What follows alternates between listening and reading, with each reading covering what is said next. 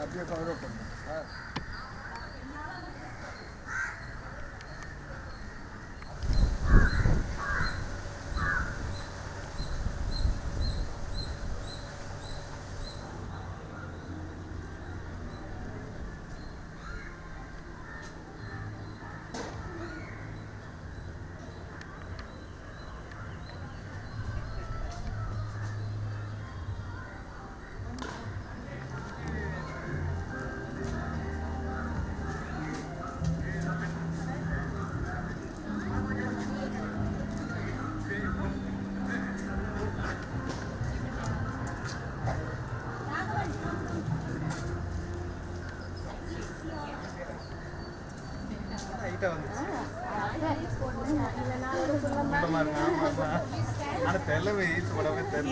This is Ankita Rakshan. Here it's Deepeshwaran. We would like to warmly welcome everyone gathered here for the 5th edition of TEDxYouth at KRM Public School. I would like to request you to refrain from taking any photographs or videographs as it is prohibited from the TEDx committee. Prayer is connected to the Creator of universe, the Almighty. So, shall we start today's program with the invocation of God? Prayer. I would like to request the speakers to come and Shubham Gurutvam Kalyanam Arogyam Dhanasampadah. Shubham Gurutvam Kalyanam Arogyam Dhanasampadah. Shatru Buddhi Vinashaya Deepa Jyotir Namostute. Deepa Jyotir Namostute. Shubham Gurutvam Kalyanam Arogyam Dhanasampadah. Shubham Gurutvam Kalyanam Arogyam Dhanasampadah. Sanidha Magari Sanidha Nisa Maga Maga Mada Gamada Nida Nisa Garisa. Sanidha Magari Sanidha Nisa Maga Maga Mada Gamada Nida Nisa Garisa. Dani Saga Gamarisa Nirisa Da Mama Maga Gani Nisa. Dani Saga Gamarisa Nirisa Da Mama Maga Gani Nisa. இமயமுத Kumari வரை எங்கள் திருநாடு இருபுறமும் அலைக்கடலில் ஒளி வளரும் நாடு. இமயமுத குமரி வரை எங்கள் திருநாடு இருபுறமும் அலைக்கடலில் ஒளி வளரும் நாடு. அமுதமெனும் காவேரி கரை நிறைந்து பெருக அணிவயலும் பூப்பொழிலும் தலை நிமிரும் நாடு. அமுதமெனும் காவேரி கரை நிறைந்து பெருக அணிவயலும் பூப்பொழிலும் தலை நிமிரும் நாடு. தலை நிமிரும் நாடு. தலை நிமிரும் நாடு. ஜனனி பிருத்திவி காமதுஹாஸ்யே. ஜனனி பிருத்திவி காமதுஹாஸ்யே. ஜனகோ தேவா सकल दयालु. जनको देवा सकल दयालु. दाम्यता तत्ता दयत्वं जनता. दाम्यता तत्ता दयत्वं जनता. श्रेयो भूयात् सकल जनानां. श्रेयो भूयात् सकल जनानां. श्रेयो भूयात् सकल जनानां. श्रेयो भूयात् सकल जनानां. श्रेयो भूयात् सकल जनानां. Thank you so much. Classical dance is characterized by grace and precision of movement and by elaborate formal gesture, poses and steps. So here comes the students of KRM to showcase a wonderful classical dance. Please give a big round of applause for them.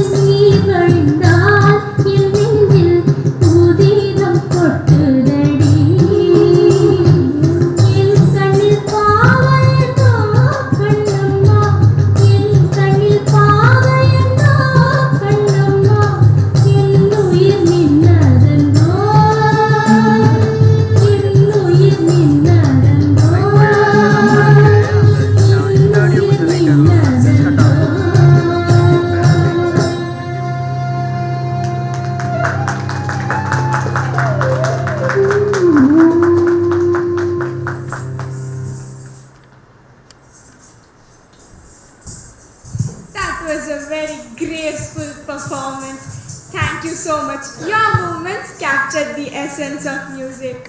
So now we request P. Lakshana, who gave TED talk in 3rd edition, to welcome the gathering. She is an alumni of our school. She is pursuing BAMS Ayurvedic Medicine at Dharma Ayurveda College. So please give a big round of applause for her.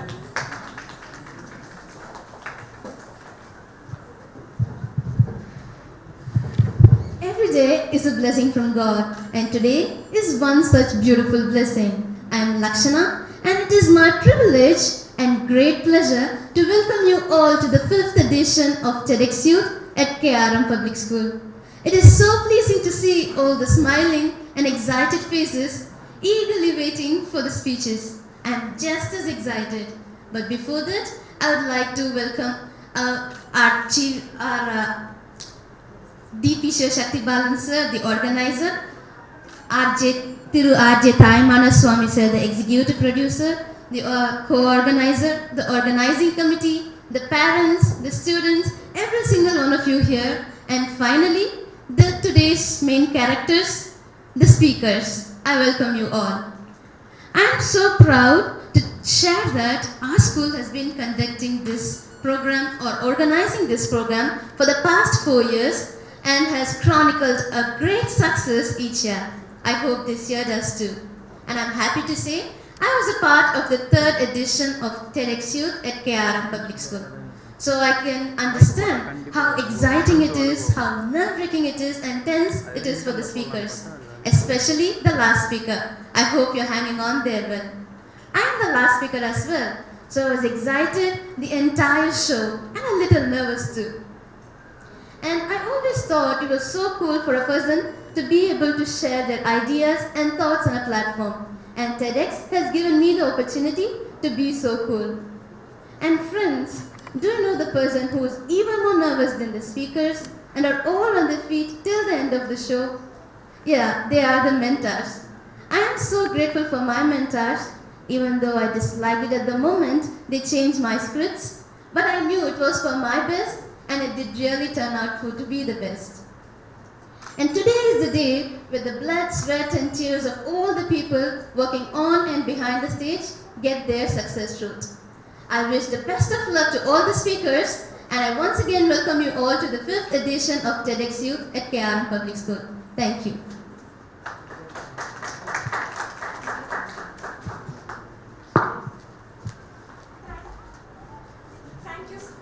Thank you so much, our dear alumni, for welcoming the gathering so well. Ankita, what is TEDx? I wanted to know about it. TEDx is an international platform where we are given space to share ourselves, express our thoughts and make people aware. So to have a better understanding, shall we watch a TEDx video? Shall we? Yes. From Kenya to Colombia, from Iraq to Korea, in slums, in schools, in prisons and in theatres. Every day, people gather at TEDx events around the world to hear the best ideas bubbling up in their communities. Today, you are part of a global conversation about our shared future. So what is this TEDx? TEDx is an initiative of the TED Conference, a non-profit devoted to ideas worth spreading. We grant free licenses to allow TED-like events to spread globally. This event today is based on the TED Conference format and ideals, but is independently organized by your local community. So please make sure to thank the team of volunteers who worked so hard on today's event. It's their ideas, dedication and time that made it all possible. It's they who booked all the speakers, and the views you'll hear today are of course those of those speakers, not necessarily of TEDs. But we hope their talks spark an exciting conversation among you. This is a day for curiosity and for skepticism, for openness and for critical thinking, for inspiration and for action. The more you enter into it, the more you'll take out. And now, on with the show.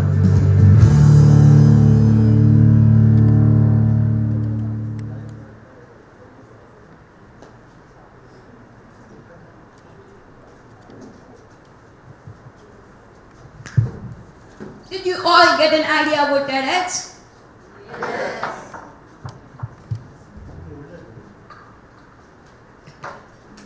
So, now that all of you know what TEDx is, let us introduce you to today's theme. Emotions. Emotions, my all-time bodies. Emotions are more powerful than reason. Emotion is a driving force behind thinking and reasoning. Emotion intelligence can increase our mind ability to make positive and brilliant decisions. A good teacher will always appreciate the good qualities of her students. If one good quality is allowed to emerge, a world of good qualities will emerge from that one. So, our students have brilliant talents to show to you. So, let's put our hands together for the charm of the event, the speakers. So here comes the first speaker of the event, GK Tarkeshwar. GK Tarkeshwar is a 10th grader from KRM Public School. He aspires to become an agronomist. He likes to learn about plants and soil. Ankita, do you know an interesting thing about Tarkeshwar? What? He has a unique idea of connecting maths with life. He learned maths by connecting it with life. This made him learn maths very easily. He wanted to convey the people that maths is a choice. He also written a book about Stephen Hawking. He is a part-time YouTuber. He is a charming person who personality. So audience, let's put our hands together for Tarkeshwar. He is going to speak on the topic, the champion in me. The only place where a child buys 100 chocolates and no eyebrows are raised. The only place where a seller can sell all his 150 watermelons at a time. The only place where landlords can buy acres of land and no income tax rights are done. Any guesses? Yes, the place is numerical problems. Greetings to everyone present here. This is GK Tarkeshwar of Class 10, KRM Public School, India, here to present my TED Talk on the champion in me. I know, as soon as I say numericals, I could see the smiles disappearing from your face. Don't panic, you'll start loving it as soon as I complete my talk. In the class, if the teacher asks any question, there will be a flurry of activity to avoid the question luckily. But now, in the modern era of online classes, we have the luxury to easily mute the class and have pleasant daydreams. Once, William Paul Thurston has said, numerical ability is not about numbers, equations, computations, or algorithms. It is about understanding it. Once the maths exams are around the corner, we start having nightmares. What can we do to face this deadly fear? The answer is already given by Paul Thurston. The key lies in understanding it. By understanding your concepts, we can easily crack the exam. Numerical ability is all about becoming a creative thinker and not a calculator. Alright, let me tell you about a grave situation faced by myself. As soon as the exams are over, the papers are validated and marks are granted, everybody is suddenly interested in knowing my maths paper marks. Though I've got good grades in all the papers, they don't show much enthusiasm on it. All they care about is maths marks. And now, I should start my cock and bull story of why I'm not living up to their standards. At the time, I felt when they would stop their lecture. When they asked what is the reason for taking low marks in exam, we would start to give some reasons. Because we all know very well our brain is a search engine of reasons, and I do have some tricks up my sleeves. Hope you all agree with this point. but the end is always the same. I get advice and my tricks to canvas is always doomed. Then I thought, instead of telling reasons, why can't we motivate ourselves in solving the problems? So I motivated myself by seeing an hen. If I tell you hen, what comes to your mind? Maybe a chicken with yummy barbecue sauce or chicken biryani? Well, unfortunately, we are here on a Maxmania roller coaster ride. Actually, hen could do maths. Hard to believe it, right? Yes, it has been proved that chicken could do basic calculation as the objects in front of them are moved to and fro. When I went to my friend's house, who is naming hen, he did this experiment in front of me. He took two opaque screens and had one ball in one screen and two balls in another screen. The hen correctly approached the screen which is having higher number of balls. Now he moved one ball from screen 2 to screen 1, so it will add up 1 plus 1 equal to 2 balls in screen 1 and 2 minus 1 equal to 1 ball in screen 2 accordingly, and correctly approaches the screen 1. If this sounds complicated for us, then think about the bird in the question is just 3 days old. But research tells us infant chickens correctly approach the screen which is having higher number of balls nearly 80% of the time. Imagine if a 3-day-old bird could do arithmetic, then why can't we? So I motivated myself by seeing this hen, which made my mathematical skills somewhat easier. When I was in a primary, I didn't like number crunching at all. I felt it was so boring. My mother, like a goddess, decided it is the time to take an upper hand in my learning, and she thrust me in abacus classes. I felt as cat got my tongue and left without choices. I attended those courses which gave me some hands-on experience in my mathematical skills, which gained me some confidence. I know I am not an ideal person, but my tip to all of you is arithmetic is easy when you study it with interest. When I asked my friend why they are having difficulty in mathematics, almost everyone answered the same. Nervousness. When we do any mistakes in sums, immediately we get tensed. To overcome this, what can we do? According to the NAEP report card of mathematics, higher average scorers of 8th graders are more confident in their ability to do mathematics related tasks.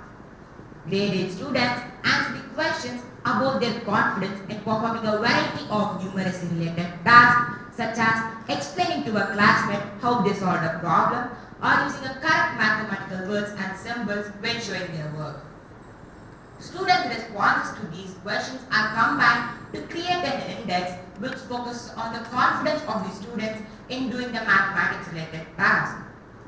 In 2019, 51% of the students said to have low to moderate level of confidence in their mathematics knowledge and skills.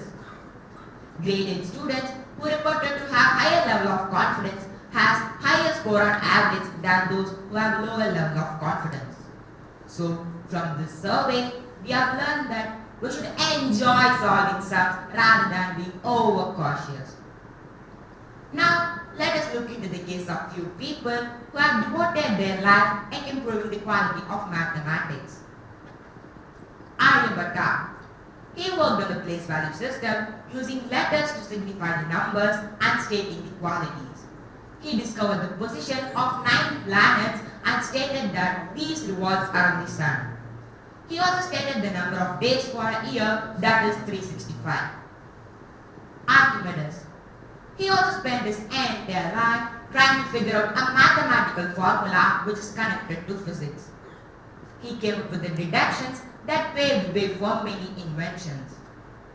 Entering a bathtub filled with water demonstrates Archimedes' principle, and equal amount of water is displaced as the weight of the occupant. Last but not the least, Srinivasa Ramanujan. He is a well-known and celebrated Indian mathematician. His contributions to the field include Roger Ramanujan's identities in the partition of numbers, Hardy Ramanujan's little circle method in the numbers theory, and work on algebra of inequalities.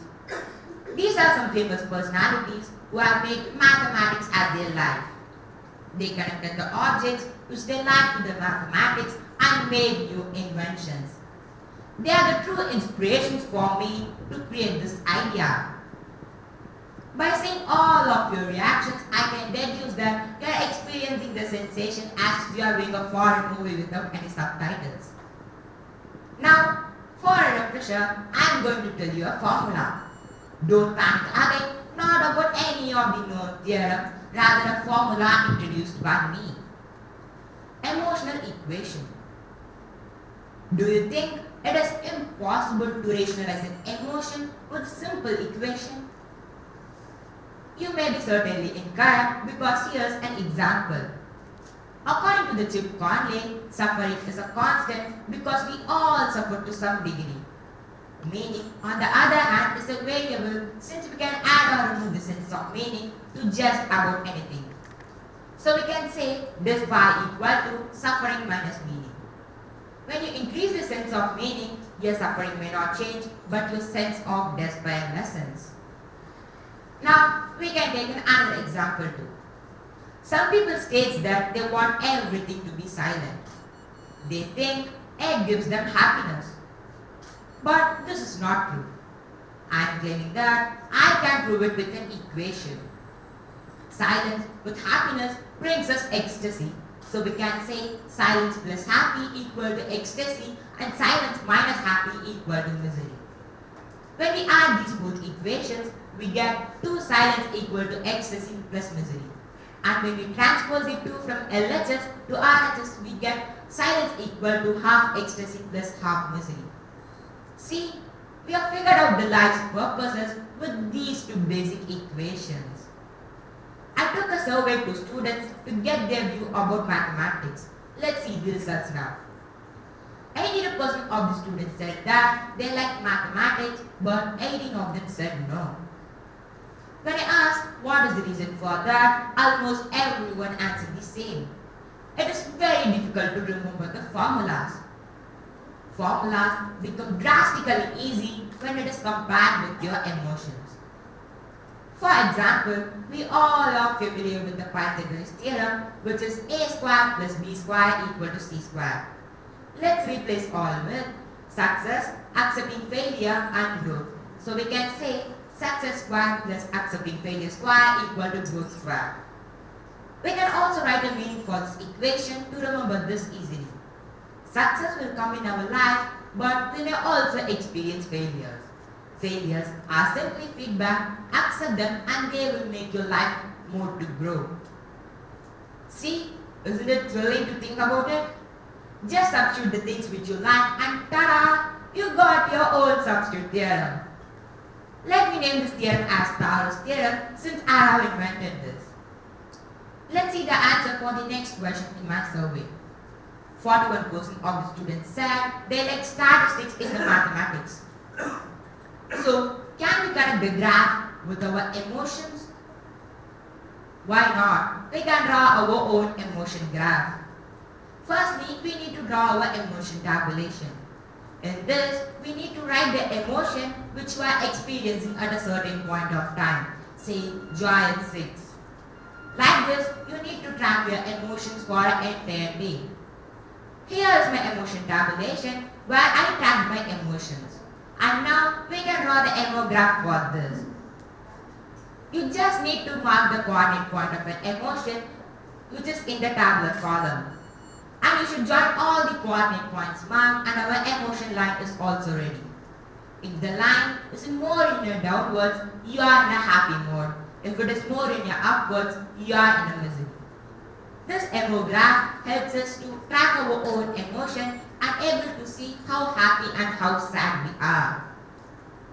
Now I came up with some ideas where I connected my favorite things with the mathematics. Let's say one by one. My favorite pastime is just with my dad, and I usually usually associate maths with the chess because serious thinking and analysis of position is crucial in both of them. Geometry rather than mathematics is the most important aspect of the chess. A coordinate system is used to determine which piece is best to sacrifice at a certain point of time. Files, rows and diagonals are among the geometric ideas introduced. The endgame, the concluding stage of the chess game, is very crucial. Even in the Middle Ages, good chess players use simple geometric formulas to predict the outcome of a game with one-leg glimpse at the chessboard. For example, we can take the law of square, where a white player poses a king at a pawn versus a one-leg black king. Here, the square rule is used to determine whether the black king can stop the passed pawn or whether the pawn will promote. Chess master compute the game results by drawing the basic mental square on the chessboard rather than calculating move by move. The rule of Burr is also similar to this. Two diagonals are drawn. If they meet, their game will won by white. If they don't, their game will come to an halt. Alright, let's play a game now. Shall we? I came up with a formula to calculate your emotions. Most of the people express their emotions in the public. Some express their affection to others, while others express their anger. Do you want to give it a shot? Yeah. So here how it works. Laughter plus love into wonder plus courage minus compassion plus fear into disgust plus anger divided by the time taken. For a given length of time, say 24 hours, you must keep on tracking how many times you laugh, exhibit love, show wonder, be furious, courage, disgusted, and afraid. It's as simple as substituting the values and calculating. If your answer is more than 5, you are emotionally healthy. If it is less than 5, you must control your rage.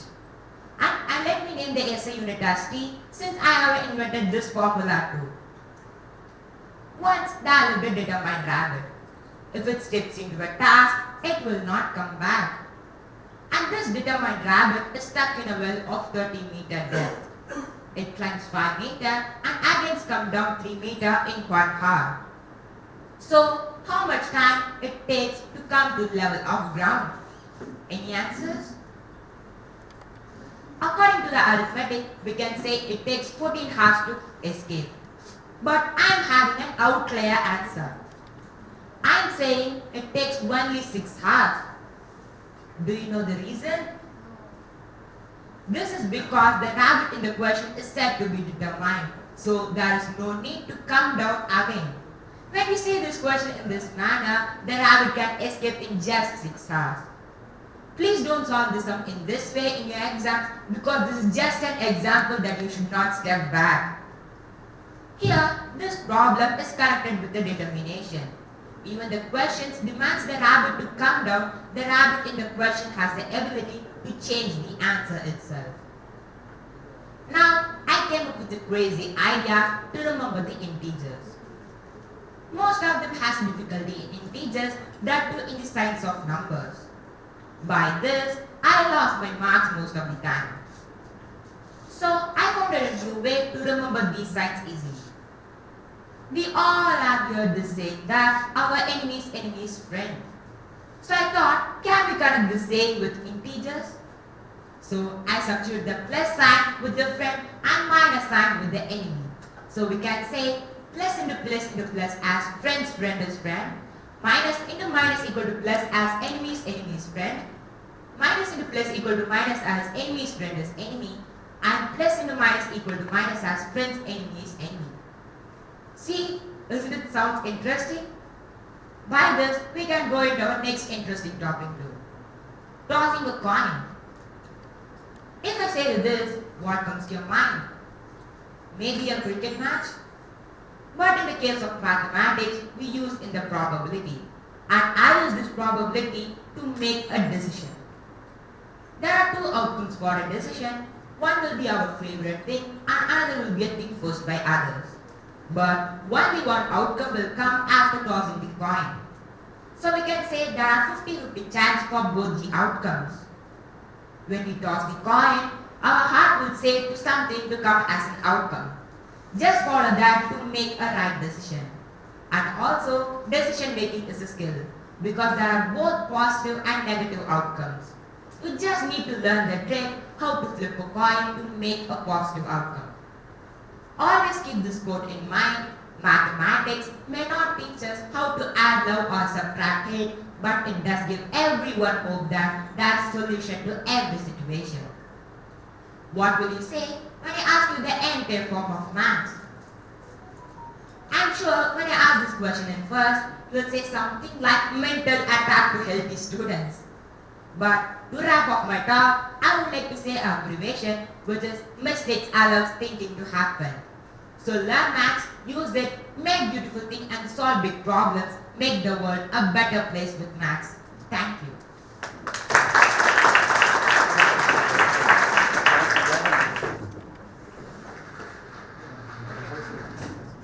So to start off, let me give you guys some context. I'm an actor and I come from a film background. Basically, my father is a film director and my mother is an actor. So I basically grew up on sets. I probably knew the workings of a film set even before I could spell the word film. And coming back home from school, I used to see my father sitting around with his assistants, constantly arguing about how a scene should go. A typical summer vacation for me was in a set with about 50 people constantly running around and a cameraman always yelling, "Hurry up, the light is going to go." So I grew up knowing the value of each and every person on that set. I knew how important all of their hard work was in order for that final result to look good. It takes many small pictures in order to make that big picture. In fact, and I probably knew this even before I knew how to count, it takes 24 small pictures, 24 frames in a reel to actually just give you 1 second of a film that you're seeing on screen. Now, it wasn't until a lot later on that I realized that this controlled chaos that I was constantly seeing, it wasn't something that other people had access to. In fact, it wasn't something that a lot of people were aware of, especially who weren't a part of the industry. And as a kid, I always wondered why. If this process is so important to the final result, then why is it kept hidden from the limelight? Now, this is a question I constantly ask myself. It's a question that I keep getting asked, especially by people who aren't in the industry. And they don't always ask this in the nicest way. It's always things like, "Oh, why are you actors so specific about not getting your film looks photographed?" Or, "Why can't I take a picture inside the set?" Or, "Why is somebody who is always behind the camera so rarely spoken about?" I'm not sure I have answers to all of these questions here today, but I do have an opinion about this. And it's an opinion that has formed because I have a father who always stood behind the camera and a mother who always stood in front of it. I'm here to lay out those experiences that have shaped that opinion of mine. You guys may or may not agree with it, but I'll leave it up for you to decide. So, I'm sure a lot of you have heard of the phrase, "the magic of movies" before. For the longest time, films were associated with the idea of magic because it had this crazy, amazing ability to transcend your ordinary consciousness, go straight into your emotions, and affect you deeply within your soul. And I've always wondered if that's because we are able to connect to something because we believed in its realness. And there was this fear that if we were aware of what was happening behind, then a powerful moment might lose its magic. It was this fear that if we knew the workings of something, it might stop being real. Now, I'm not sure if I completely agree with that, but I do understand it, and I'll tell you why. I'll give you an example. When I was a kid, I watched a scary movie. There was a scene with a lot of blood in it. I was a kid, I was terrified, I was having nightmares, I couldn't sleep, my mom was worried. My dad was away shooting for a film called Kabhi Na Kabhi at that time, and he called me on set. I still remember this was the first time I'd met Jackie Shroff. He was sitting in his chair like one cool cat while his shot was being set up. And there was blood on his shirt. There was a lot of blood on his shirt. As a kid, obviously, I was terrified to see this. But my dad had called up and he had explained to me that what I'd seen on screen wasn't real. The actor is fine. He was never hurt. And then he did the strangest thing. He took that bottle of fake blood and he gave it to me and he was like, drink it, it's safe. And I remember it tasted like this weird, thick, sugary syrup. But it's safe to say that I was never again affected by seeing blood on screen. But that's exactly what happened. I was never again affected by seeing blood on screen. To me as a kid, that magic had gone. You could have the most gruesome mass murder, shot beautifully, actors, just stellar performances. But I was never as emotionally involved ever again. And I know this is such a silly, simple example, but I've always believed in the ability of a silly, simple example to explain a complex and complicated situation. So I'm going to give you one more example, this time from the perspective of a crew member. Before I started work as an actor, I worked behind the scenes. I was a production design assistant. Now that might seem like a cool title, but really a lot of that work just involved me sitting in a hot, dusty room, making sets and props. And these sets and props were eventually kept out of control, out of focus in a frame. It was an intense job. I would say every job in cinema is intense. But at the end of the day, I was never unhappy that my work was a blur in the background. I was rather satisfied that because of me, because of the work that I put in, somebody who's watching this can genuinely believe that that actor is suffering alone in a dingy, filthy prison cell. I could have easily posted up a picture of my team and I painting those fake paper walls. Now you would have seen it. You would have probably come up with some storyline of your own in your head because you're a very creative person, and you would have gone to the movie to watch it. But would you really have believed what you watched then? Maybe you would have. But after all of that hard work, those hours and hours that we put in, do you really think we are willing to take that risk? This was essentially when I realized that a film was actually just a product and it needs to be seen and treated like one. I'll give you another silly example again, but you don't see Apple iPhones releasing the workings of something before a new model is out, right? And nobody questions why that process is kept hidden. Why does no one question that? Because it's a product, it's something that you can hold, it's an object.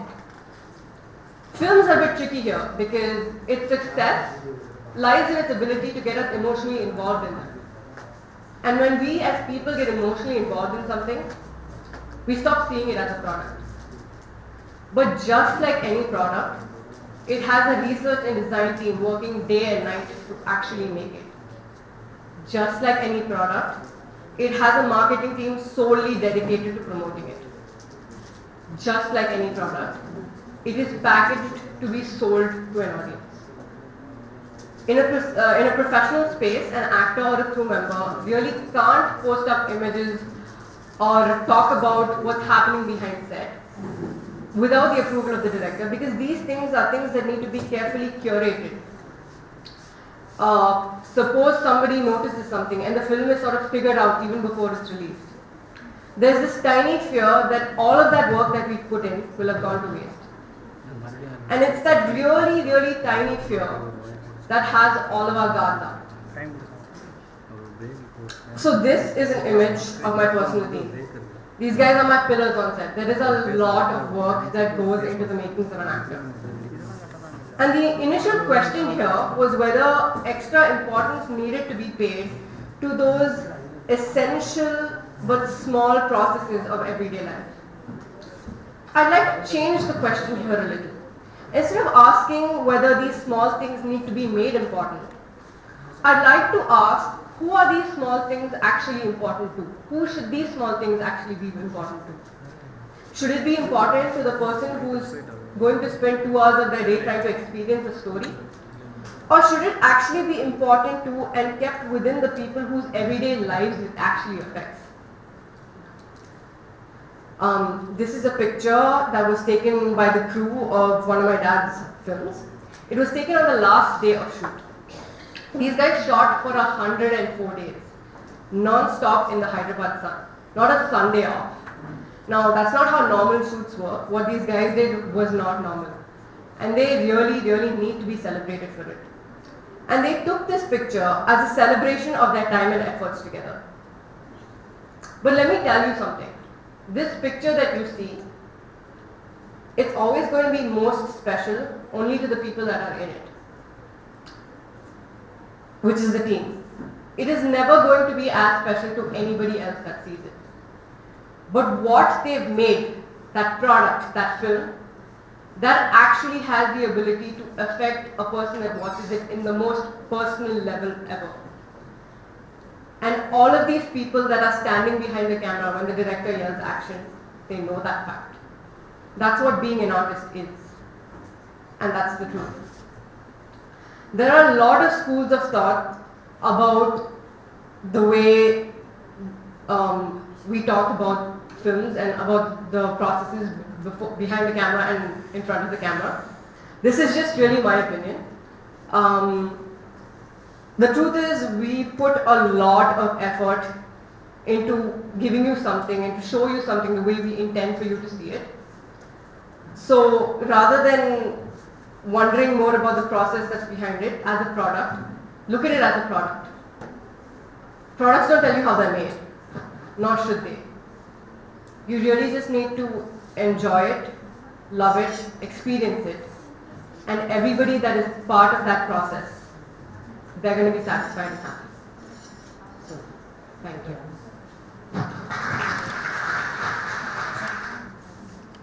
For this talk, You spoke about the way she spent her childhood in the film set and the things she learned from there, and also what an art does exactly mean. well, this shows that you are very attentive. So now I would like to request our Prema ma'am to hand over the certificates to our students of KRM Nakalaya. Sri Ilakya Bala and Kirti Lakshmi.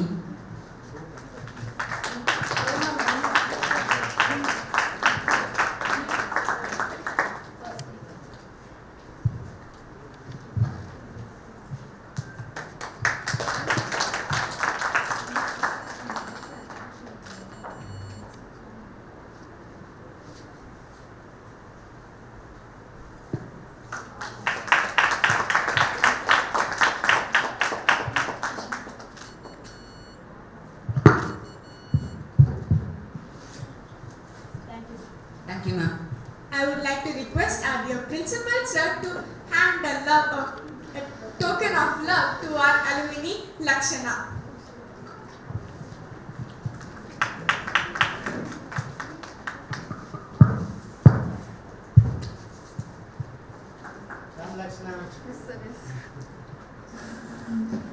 Thank you.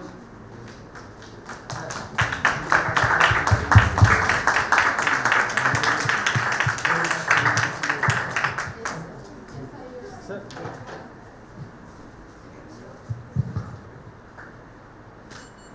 Good.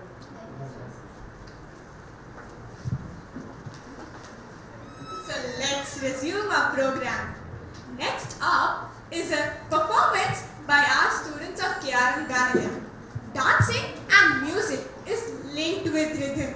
Dancing and listening to songs together give us immense joy. And I'm sure that we don't need permission to dance, right? So please give a big round of applause for the students of KRM Ganalaya.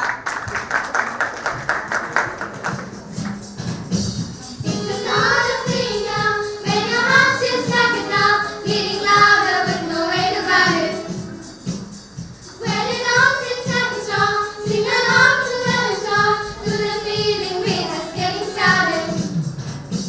When the nights get colder, and the rhythm starts falling behind, let's dream about that.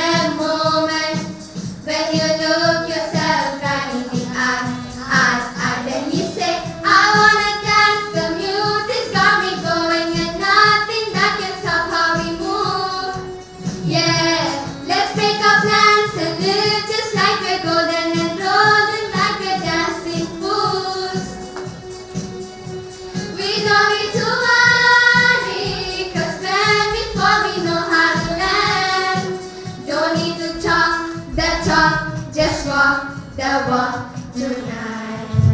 Cause we don't need permission to dance. There's always something that's standing in the way. But if you don't let it face, then you know just how to break. Just keep the vibe, yeah. Cause there's no looking back. There ain't no one to prove you don't get this unlocked, yeah. The wait is over. The time is now, so let's do it right. Yeah, we'll keep going and stay up until we see the sun rise. Then we say, I wanna dance, the music's got me going, and nothing that can stop how we move. Yeah, let's break our plans and live just like we're golden and rolling like we're dancing fools. We don't need to worry, cause when before we know how to land. Don't need to talk the talk, just walk the walk tonight. Cause we don't need permission to dance. Da-na-na-na-na-na, da-na-na-na-na-na, da-na-na-na-na. We don't need permission to dance. Da-na-na-na-na-na, da-na-na-na-na-na, da-na-na-na-na. We don't need permission to dance. Well, let me show you that we can keep the fire alive. Cause it's not over till it's over. Say it one more time. Say, I wanna dance, the music's got me going, and nothing that can stop how we move. Yeah, let's make our plans and live just like we're golden and rolling like we're dancing fools. We don't need to worry, cause when before we know how to land. Don't need to talk the talk, just walk the walk tonight. Cause we don't need permission to dance. Da-na-na-na-na, da-na-na-na-na, da-na-na-na. We don't need permission to dance.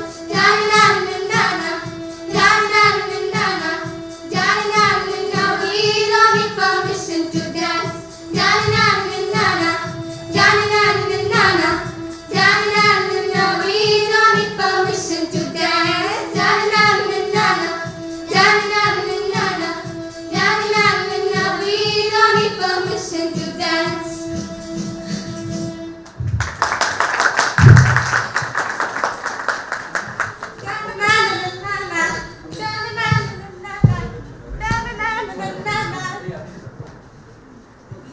Let's start pose. So, how was the performance, audience? Here are the same question I'm trying to join.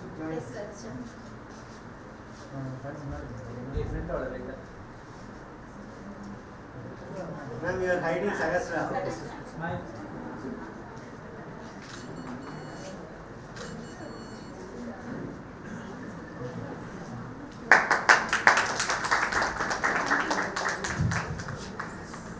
So, audience, how was the performance? Excellent. We need more energy, come on. How was it? So, I request our principal to hand over the certificate.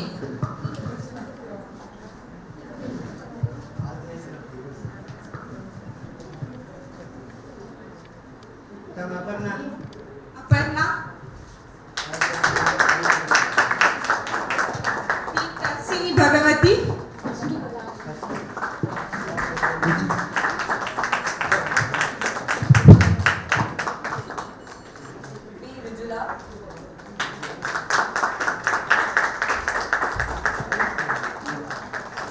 B. Vanshika.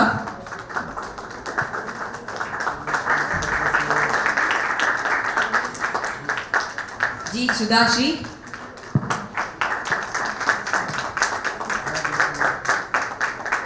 V. Srinivas Ragavan.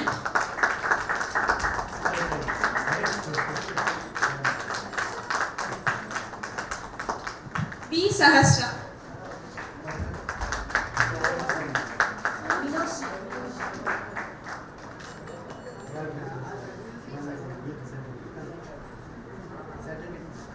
Vinushri.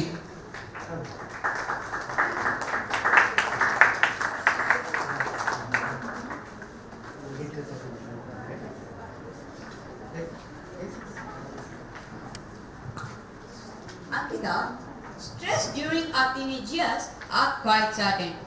But Yes. but do you know what is more important? What? It's how we tackle them and move away. So here comes our next young speaker, Tanvi Agarwal. Tanvi Agarwal is a 12th grader from KRM Public School, Chennai. She aspires to become a psychologist when she grows up and help people to solve their mental health issues and spread happiness all over. Through her talk, she wants to spread the awareness of mental health. She wants to spread the awareness of mental health and also wants people to understand the need to face and overcome the challenges thrown at them by conscious decisions. She believes that we should be the writer of our own story and not let the society be the editor. So please give it up for Tanvi Agarwal. She is here to talk on the topic. Age of stress and storms. Have any of you ever had suicidal thoughts at any point in life? The bravest thing that I ever did was continuing my life when I wanted to die. The bravest thing that I ever did was continuing my life when I wanted to die. Don't be shocked, these aren't my words. These are the words of Juliette Lewis, an American actress. But each and every suicidal person who has had such thoughts but continue to live their life can relate to this. The feeling of not wanting to wake up anymore, just wanting to give up, not face any more failures, just wanting to disappear, that feeling of emptiness. How to face it, how to overcome it. A very good morning to everyone. I am Tanvi Agarwal, a 12th grader from KRM Public School, India, here to give my TEDx talk on the topic, the age of stress and storm. It was 11:59 p.m. As soon as the clock struck 12, I couldn't contain my excitement anymore. It was my 13th birthday and I was filled with phone calls and wishes. All my friends and family were wishing me the best as this was going to be a phase with so many ups and downs. But I confidently said, I don't need your wishes. After all, how hard could it be? Today, after 3 years, all I need are those wishes and a dozen more to keep me going on. Adolescence, something most of us have experienced, but do we actually understand it? The way it is affecting the teenagers of this generation, the Gen Z as we are called. When our parents went through their adolescence, it was approximately 30 to 35 years back when things were so different. At that time, having a car or an air conditioner in your home was a luxury. And today, we find these in each and every home. The way our lifestyle has changed has also affected the way teenagers go through the adolescent phase. As excited as I was on entering my puberty, someone was more excited than me. Can you guess who it was? Yes, they were my hormonal glands. In fact, they were so excited that they started secreting several new ones. The changes that this brought was so hard to deal with that I became highly aggressive. That is when my mother came and told me to try and control my anger. And that is when I started watching lots of stand-up comedies and having my comfort food like ice creams or chocolates whenever I felt my temper rising. Today also, wherever I go, anytime I find my temper rising, all I have to do is take a chocolate and pop it into my mouth. I might not have mastered the yes, I'm definitely better at it. Entertainment is so important in our life. Can you imagine having to work 24/7 with no breaks? It's pretty hard, right? Unfortunately, for teenagers in today's world, this is majorly in the form of social media, to an extent that it results in the downfall of their grades due to the excessive time they spend on social media. There is also very easy access to age inappropriate, violent and vulgar contents that corrupts the brain and impacts it very negatively. The shaming of rape victims on social media is such a big issue. The way our media portrays men and women has normalized it for us to hear cases of kidnapping, disrespecting, harassing women. All of us might have come across some boys passing comments on girls while they're walking on the streets. Every other day, we see photos and videos of girls being raped posted on social media sites. This becomes a lifetime scar for the victims. Some of them can never walk out into society confidently ever again. And some think that ending their life is a much better option than dealing with the daily traumatic experiences. Mental health is so very affected in teenagers in today's life. There was a girl, merely 7-year-old. She had overcome problems like parental abuse, health issues, and whatnot at that small age of 7. But one thing she could not overcome was cyberbullying. At the age of 16, her friends took to body shaming her and posting various mean comments about her on social media sites. And they went to the extent of spamming her messages with comments suggesting to kill herself. Unfortunately, she went into depression and committed suicide. Do you think she could have been saved? She could have overcome her problems. I guess we'll never know. The portrayal of this so-called happy and perfect life on social media has made us so insecure about ourselves.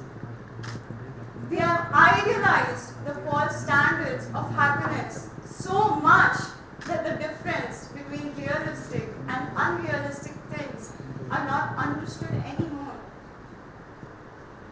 Why is it that having a slim hourglass figure, high branded, expensive things, going out every other day, something make us feel content and happy? Teens are often found to imitate their favorite social media influencers without understanding that everyone has their own circumstances to live in. But they choose to live in the fantasy world they create around themselves. Upon conducting a survey among my friends regarding social media and its influence on adolescents, I found out that 50% of them spend about 2 to 3 or more hours on social media on a daily basis. And a majority of them found their daily life being hampered due to this.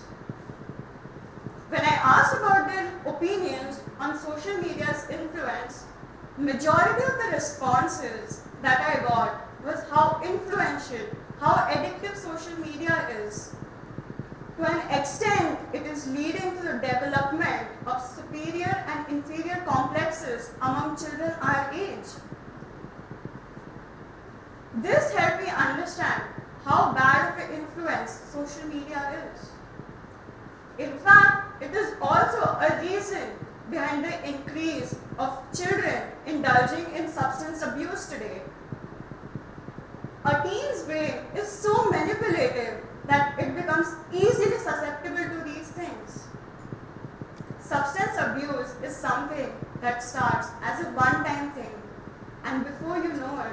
is already an addiction. Teens think it makes them appear cool in front of their friends, but the negative aspects are completely ignored. According to the World Health Organization, about more than quarter of all adolescents are today currently indulged in alcohol. That accounts for up to 155 million adolescents worldwide. Cannabis is the most widely used psychoactive drug among adolescents. Mental health is very important and something very easily affected in us. The idealization of the false standards has led us to mask our true identities, leading to the rise of mental health problems. According to the latest news, around 42.9% of mental health disorders are due to anxiety and depression among the ages of 10 to 19. Have you all heard about depression? A lot of people seem to have heard about it, but do you actually understand it? The way it is affecting us, how to help someone if they are going into depression or having suicidal thoughts. There was a boy who committed suicide by shooting himself. He was only 16 years old. Can you think of the reason? Let me tell you. I think it was because he could not maintain the pressure of continuing the perfect boy image he had formed for himself over the years. Being very good at both academics and sports, everyone expected a lot from him, and that is what caused him to commit suicide. Initially, he just started being very moody whenever anything came up about school. But it was 3 weeks before his death when everything changed. He withdrew from school, he withdrew from everyone, refrained from going to school anymore. He was having dark thoughts, but wouldn't let his parents in. Little did his parents know their son was having dark thoughts. It was too late by the time they realized to take their son to a counselor. Their son had already left the world.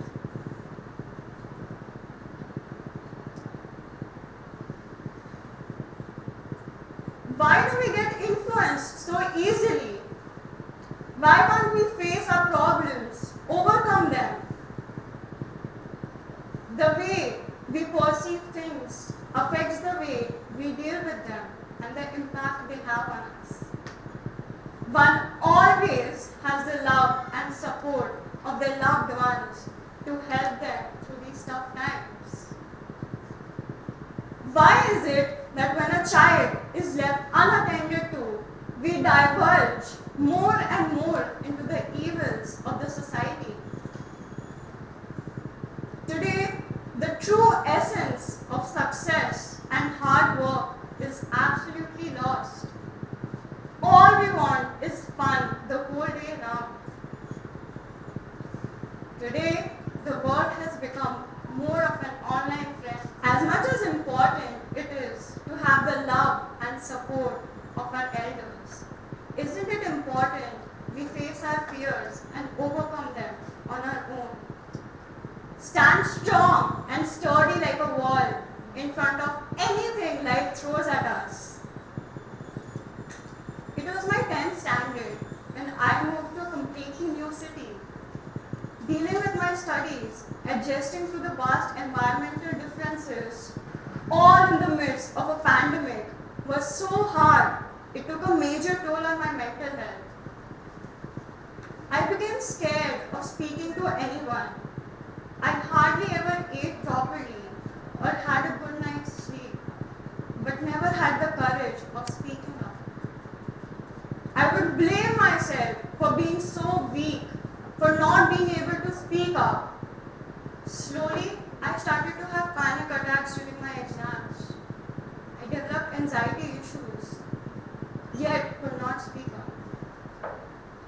There came a point where I lost hopes in everything and thought about ending my life. It is during these times where I wrote a few lines I would like to share with you. I'm broken into pieces of glass, shattered by the battle between my brain and heart. The material world keeps sucking me in. Will you help me let this pass? Will you help me escape this maze of shattered glass? Will you lend me your hand to help me grow myself back? With my declining health, I lost chance at so many things I would have loved to take part into. In fact, there came a point where I even considered quitting from my TEDx practices. But today, as I stand here giving my TEDx talk, I firmly believe that not giving up was one of the bravest decisions I ever made. Whenever I expressed concerns regarding my health, or I was told, change your lifestyle, change your thought process, it is up to you to help yourself. And that is when I realized the need to work on myself. I realized mental health problems are not something that come and go in a day. It can take months and years to overcome the impact it has on you. Seeking help at the right time is the best thing you can do for yourself. Fortunately, I finally gathered the courage to speak up and seek help. And today, I'm so glad I did that. There are so many real-life examples that teach us how to be strong in our lives. There are people who have faced challenges at a very young age, but they endured through the pain, overcame them, and today are highly successful in life. Kate Foster, a dedicated gymnast, she was 7 when she started her training. Unfortunately, at the age of 12, she lost her left leg to leukemia. All her hopes were shattered. Yet, she did not give up. She battled it and today is a very amazing and successful gymnast. Devabandan Patnaik, a boy hailing from Kolkata, India, he was discovered to have a brain lesion in class 8. In a span of 3 days, he underwent 2 major brain surgeries. For about 6 to 7 months after the surgery, he was not able to walk or even hold a pen. His dream was to ace his class 10 board exams. It was his pure hard work and resilience that helped him overcome and battle the problems after the surgery and ace his class 10 board exams. Praful Bellore, a boy hailing from Madhya Pradesh, India, more popularly known as the MBA Chaiwala, he wanted to clear his CAT exam and get entrance to top MBA colleges like IIM. After several attempts, he was not able to get admission to the college he wanted and was forced by his family to take up admission in another college. Soon he had to drop out, and after lots of initial struggle, he finally opened his own tea stall, ignoring all the criticism from his family, his friends, his relatives. And today, MBA Chaiwala is known worldwide and is highly respected among everyone. As someone who started this journey with a minimal amount of rupees 8,000, today the MBA Chaiwala's turnover is rupees 4 crores. These are just a few examples out of the millions out there in the world that teach us to face and overcome our struggles. then why does suicide have to be a solution then? Teenage is the most critical phase in every person's life. You are expected to develop in terms of learning, in terms of growth, while coming in terms with who you are and where you are needed to in life. The answers to these often lie in the spiritual world. Spirituality is the art of bringing us to that inner calm, the inner peace, and help us in the onward journey of life. Meditation is that practice that gives us our inner peace and helps us on the path of self-discovery. Positivity during our hardest times is one of the most uplifting and empowering things that helps us endure through the pain and deal with our struggles by keeping in mind all our blessings. Today, if I had to rephrase the lines I wrote earlier, it would be like, I have now glued myself back, not with the hand that was lent to me, but with the courage that was hidden in me. Nothing can ever break me, crush me, or push me back again. And if anything ever even tries to, all it will get is a big punch in the face. The feeling of not wanting to wake up anymore, just wanting to give up and disappear, that feeling of emptiness. Let's face it, let's overcome it. Life is a battle, not between us and others. It's a battle between us, our feelings, our emotions. Let's overcome them. Let's be the writers of our own stories and not let the society be the editors. Thank you.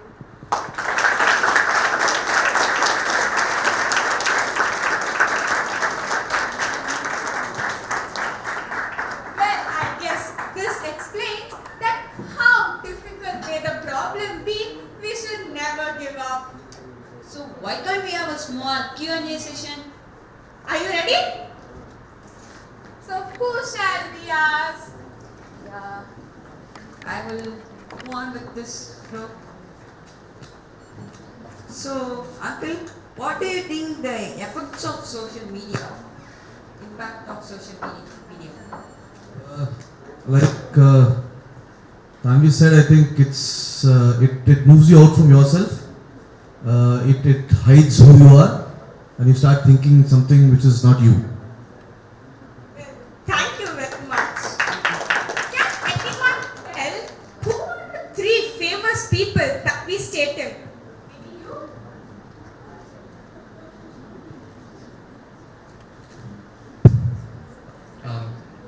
There was one gymnast called Kate Foster and Devanandan Patnaik and some pillow, Praful pillow, yes. What is Praful Billow well known as?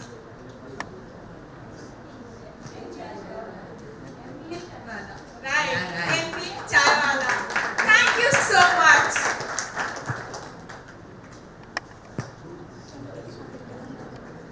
I'm sure that you guys had a great time while listening to our speakers. So, why don't we have a short break? Refreshments are available at JJ Block ground floor.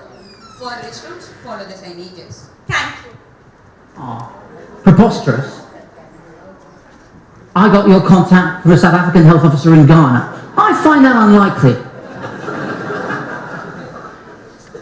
I need to move with 1,000 carats of polished diamond. Equally unlikely. Note this transaction is 100% risk-free and does not attract any danger. Commander Corona. It's funny, isn't it? I mean, this is ridiculous, right? And it's funny that anyone would reply to it, but if you think about it, this is actually rather clever. Because by making the scams ridiculous, ideally for the scammer, the only people who are going to reply are the most gullible people. and me. I said, I'm in.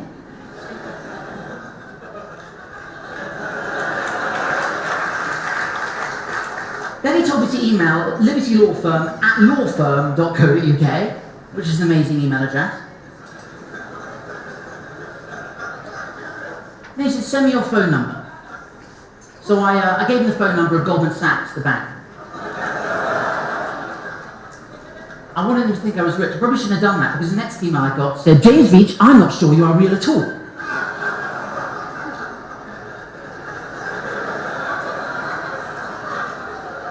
You give me phone numbers of a bank, which I call and they say that you are not real, that they don't know you.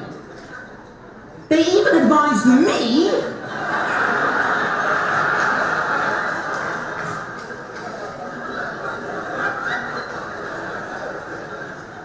who are you? I'm an army intelligence. So the thing, I didn't know what to say. I said, look, there was never a shred of doubt in my mind that I was dealing with an intelligence.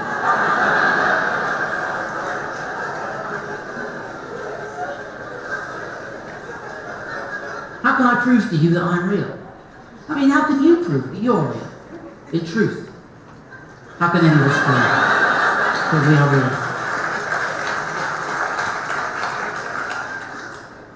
P.S. What are you sending me?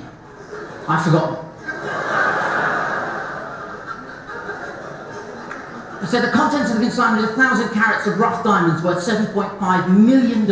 You and I will use it for investment in Europe. I said, that's amazing. What are we going to invest in? I'm not much of a stock market player myself, but I've got a strong hunch. Hummus is going to be big.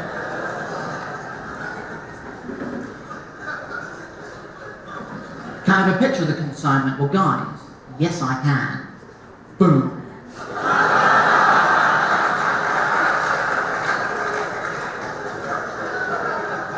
Enigma, right? Then he said, send me your ID, passport, driver's license, or any of your valid ID.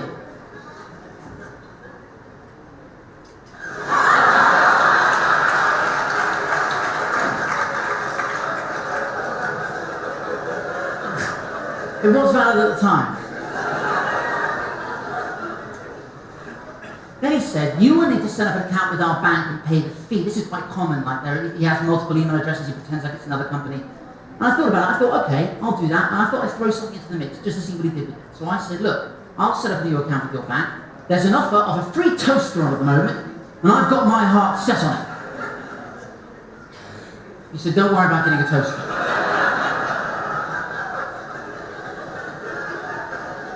So I'll be the judge of that. And then he told me to contact this bank. Now the bank is masquerading as Royal Bank of Scotland, right? But what I love is their email address is info@royalbs. Which I think is perfect. And then he said, don't delay, I don't have much days here on earth.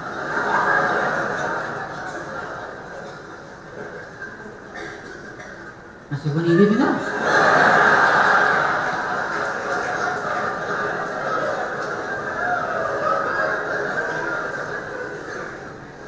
I have not seen anybody that is more unserious as you are. Even if I die soon, do you have to mock me with it? Just go. I said, dude, I had no idea we were talking about your dad. He said, what were you thinking I was talking about? Am I going to mass?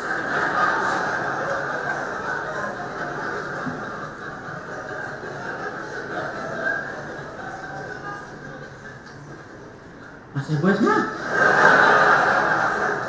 Ooh, is that what the toaster is? He said, sorry, I mean Mars, one of the 9 planets of the solar system.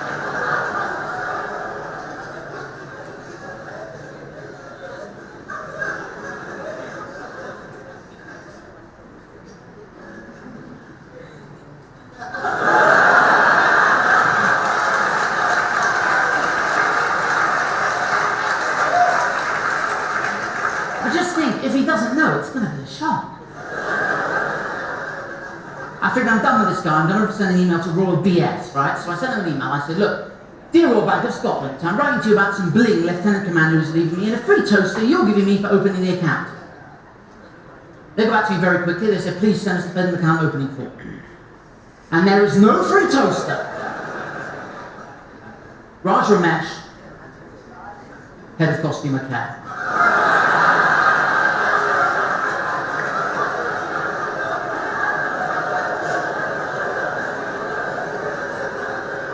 I thought, these guys are good. Dear Costumer Care. Are you sure? Because I heard I was getting a free gift for opening the account. What sort of costumes do you do?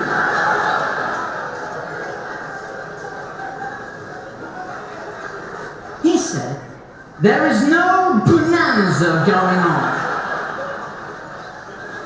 And that did strike me as an odd choice of word. I think, right, what must have happened is he must have looked up the word competition in his language and found a synonym, which was bonanza. But it still struck me as odd. And then he said, and even if there was, conditions would apply. And I'll be honest, that pissed me off. Because you cannot tell me that conditions apply to a competition that I literally just made up. So what I did is I opened up Photoshop, and I took a day, and I sent them something. I made it send them something. So this is what I said. I said, then how do you explain this? And this is what I sent.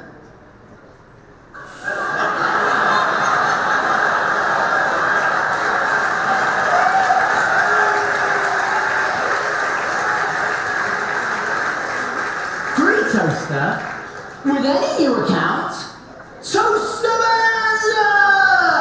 And then check it out, guys. No conditions apply.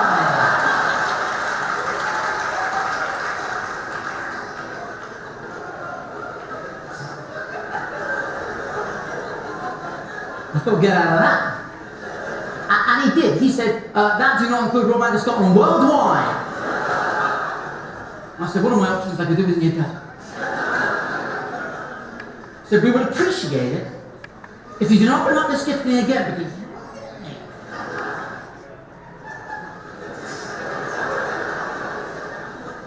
I said, just be clear, you're saying if I bring it up again I won't get it, if I don't bring it up I will, or you're just saying I won't get it at all?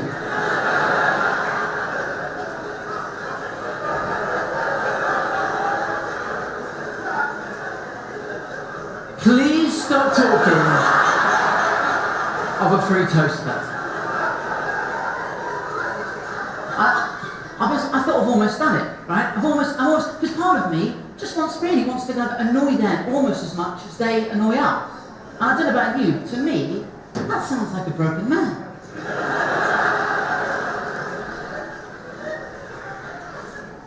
Do this at home. Do this at home. I mean, don't use your own email address, set up a fake email address, but do this at home, because not only do you have a chance to stop them doing actual damage, but it's also a chance to have fun, to play. That being said, I thought I'd back off a bit. I said, of course, I sharpen up again. You have my word. So what we want from you is to do the right things. I said, I've done some research.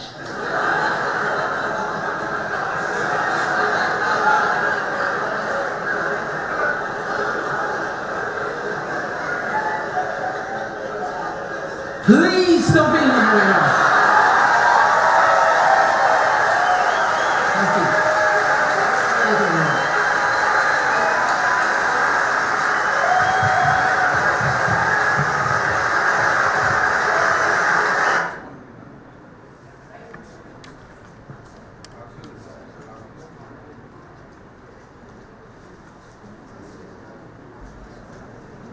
Hope it was quite funny.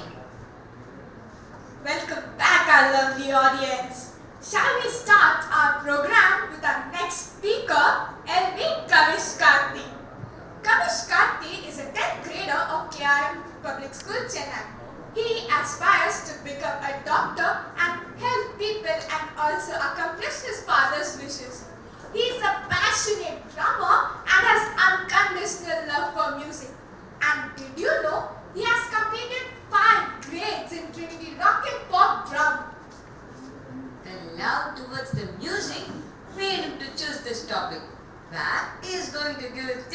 on relieving stress by music.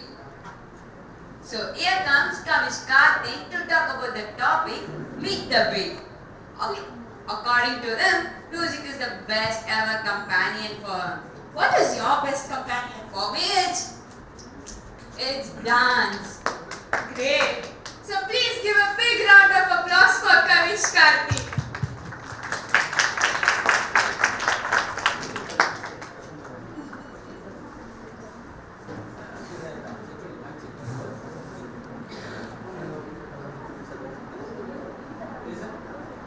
Check again, check.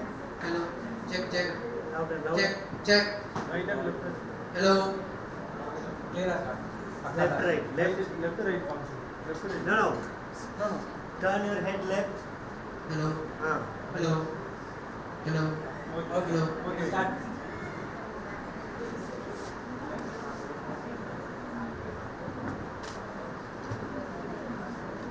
As a student who have entered the 10th grade, I have certain duties to be done.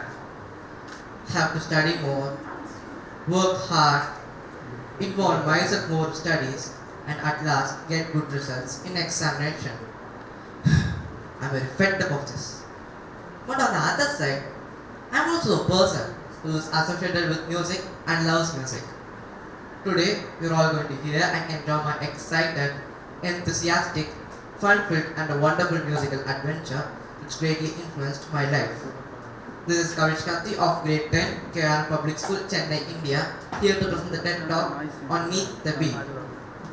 So I'm a boy who's not interested in extracurricular activities. I stepped into sports, even into skating, but my heart isn't tuned with them. At once, my father suggested a great idea to enter into the world of music. And this is when I kept my first step into music as a drummer. Initially, I thought this would also be a boring factor for me, and I would put my effort into these and insisted to give a drum performance in a family get-together. With simple practice, along with the help of my master, I performed it successfully. And after that, I was shocked and surprised to get good appreciations from other people for my performance, which made me realize that it's not a burden, it's a real treasure for me. We are surrounded by air in our atmosphere. Similarly, we are all surrounded by the positive vibes produced by music everywhere.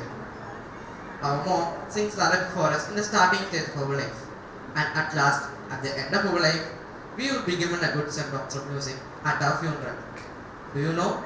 Tamil Nadu is the only place in which they send off dead people with heavy music and heavy dance. So the beat will be heavy like.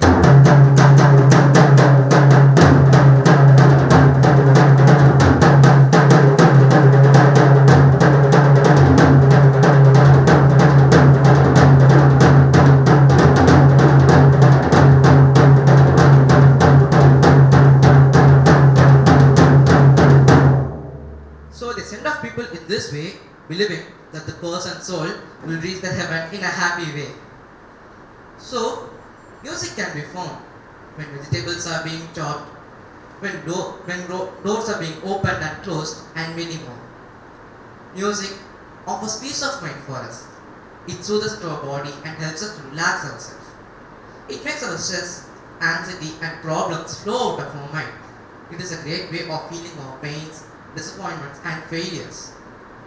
I love music especially because it is not just a sound, it is a language that communicates with my heart. I am proud to say that being a person who is skilled in any form of music is like a God's gift. So, music is a feeling. It is true that deaf and dumb people too can feel music with the vibrations created by them. Even a crying baby stops crying and gets mesmerized after hearing music.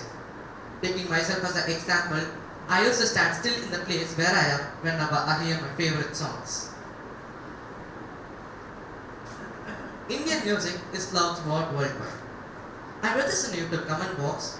In United States of America, an Indian played an Indian song in his car. On hearing that song, his American friend who was with him requested to play the song as he liked it. So there has been an assertion and reason that wherever Indians are there, Indian music is loved.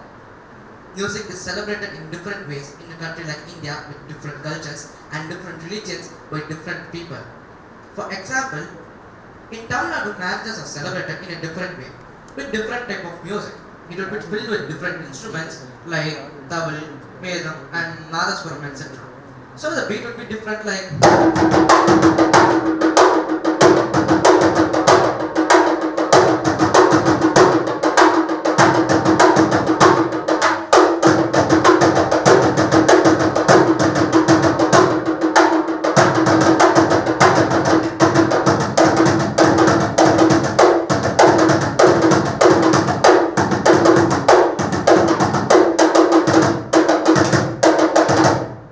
but if you move upwards to the North Indian region of India, it will be different like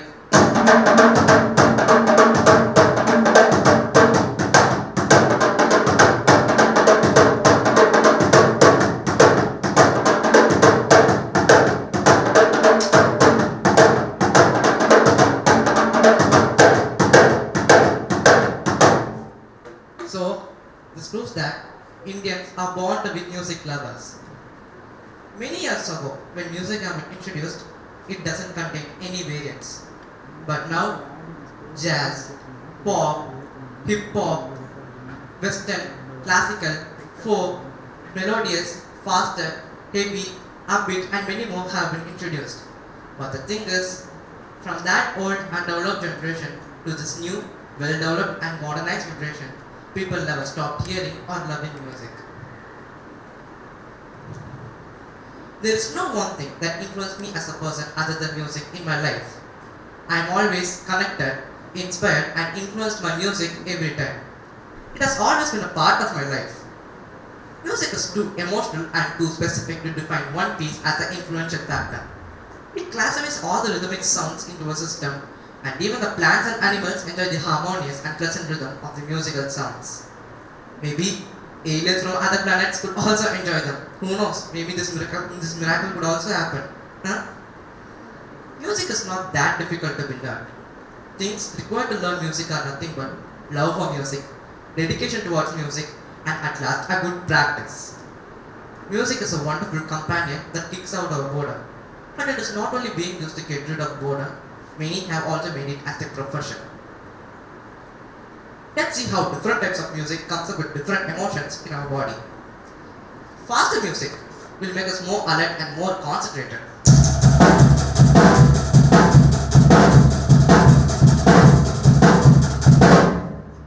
Upbeat music tends more positive and optimistic thoughts about life.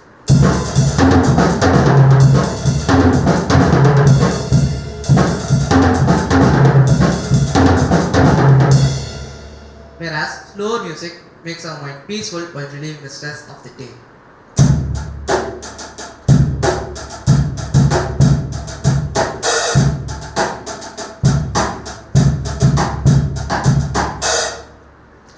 So, moving on, music is one of the important boons of God for all the living beings. Music distracts stressful things from our life. It is the only thing that gets our mind off from everything. Music vanishes the dust of everyday life from our body and soul. But it is not only just something that comforts or distracts us. It goes beyond. It's an ideology.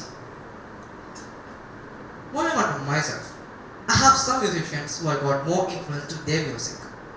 Firstly, if you want your mind to be blown off, you have to hear nothing but Hans Zimmer's masterpiece original soundtrack. My all-time favorite of his original soundtrack is the flight theme from Man of Steel. Secondly, if you search for BGM King on Google, you will get Yuvan Shankar Raja as the result. Till now, he is considered as the best BGM composer in India and it is. His works in BGMs and songs are always at the extreme. Music, once admitted to the soul, becomes a part of our spirit and never dies. Music has scientific benefits too. It helps in stimulating the part of brain responsible for our learning and emotional developments. Okay, regarding music, I have conducted a survey containing 10 questions and I have made point out of 4 main questions. I have found one thing from the survey. It is nothing but people of all ages love to hear music. 60 to 70 years senior citizens and even 70 to 80 years super senior citizens also loves to hear music. Exploring one of my questions. The first question of my survey is super simple. Any guesses? It is nothing. But do you love music? There is not even a glimpse of the answer no found for this question. It should have 100% yes in the pie chart. My second question is also very interesting and very simple.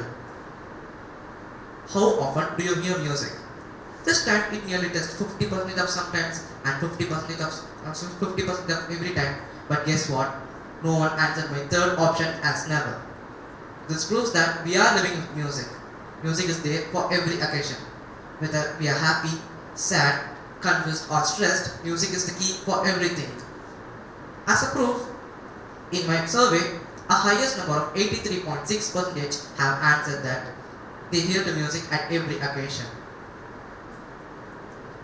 In this fast rushing hectic world, people want some relaxation for their mind.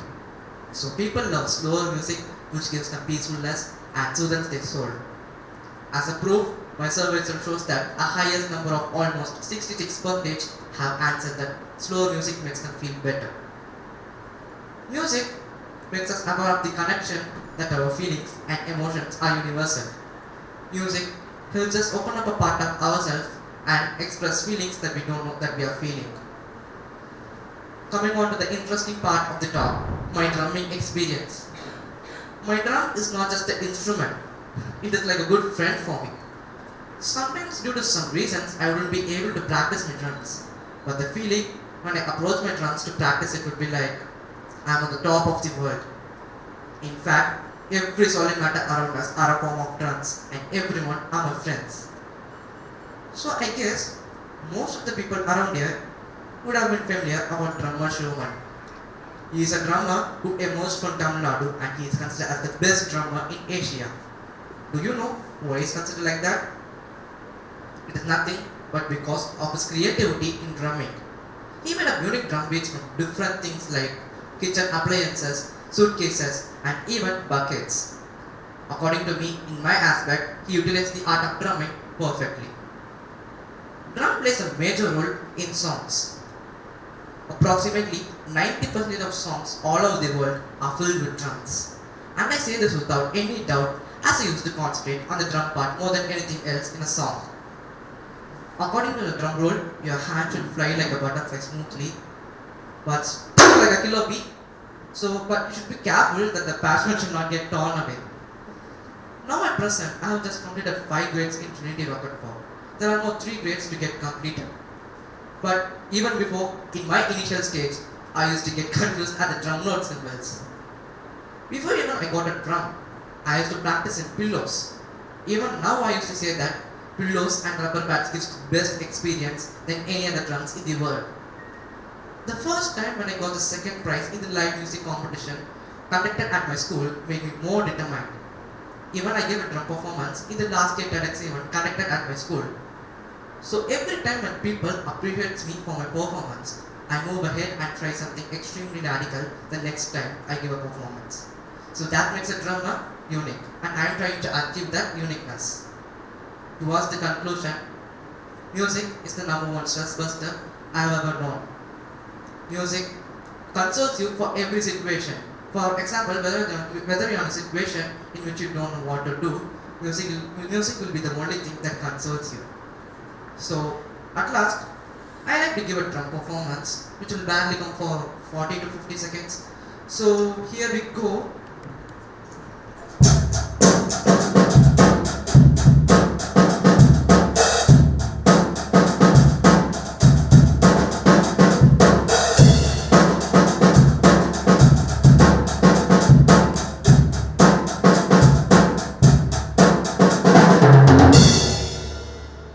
This is LB Kavishkatik signing off.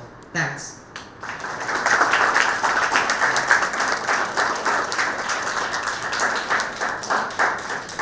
Thank you so much for such an amazing performance. That guy's beat has made me to dance. So here comes a small Q&A question. So, everyone ready for the question answers? So, The first question is quite simple. I hope everyone knows the answer. It's who's the BGM king? Anyone? Even Shankar Raja. Yeah, you are right. Can you tell me why is drummer Shivamani famous? And a last question, who is the musician he mentioned in his speech? Anyone? Who is the musician he mentioned in his talk? Anyone?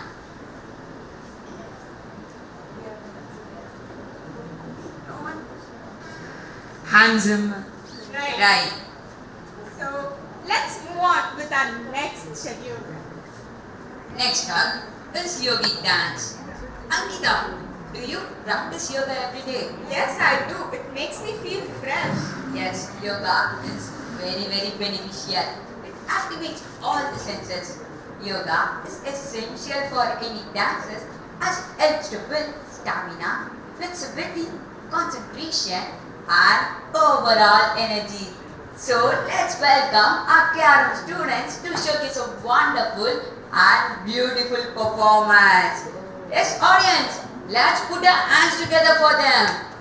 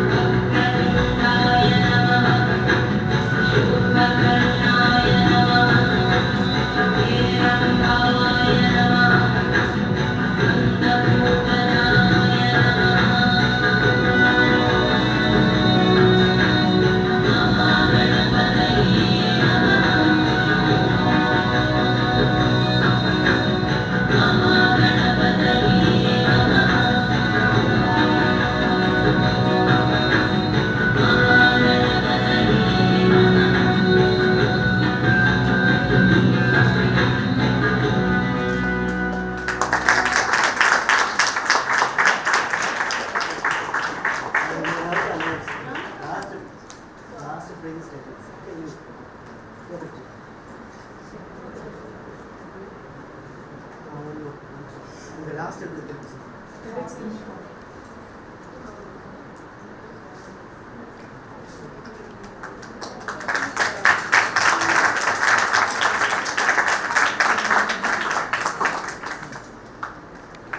Thank you.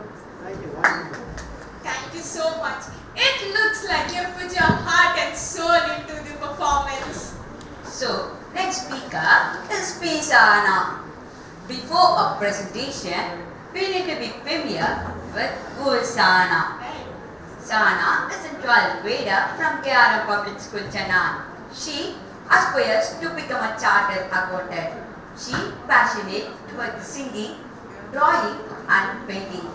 She believes in expressing emotion through art and paint to make oneself balanced and complete in life. Through her talk, she wants to convey to people that emotions are not to be controlled or neglected. Emotions are to be expressed and enjoyed. She puts forth the importance of emotional intelligence in one's life.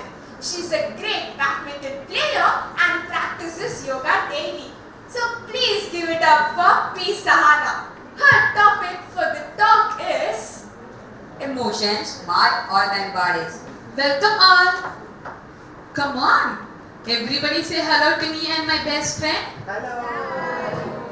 We have been best friends for the past 16 years.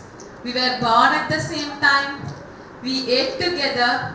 We slept together. And we spent a lot of time together. We can't stay separated even for a second. We are that much close to each other. My best friend helped me in many stages of my life. One second. Before you get to know about my best friend, you should know about me. Yes, I'm Sahana, a 12th grader from KRM Public School, India, here to talk about my best friend. I know, few may think, why am I here to talk about my best friend? It's because it's my best friend whom you also have in you. So you need to be patient and you need to listen to me till the end. And I'm damn sure that you will agree with me at the last. For those who are eagerly waiting, here it goes. Yes, my emotion is my best friend.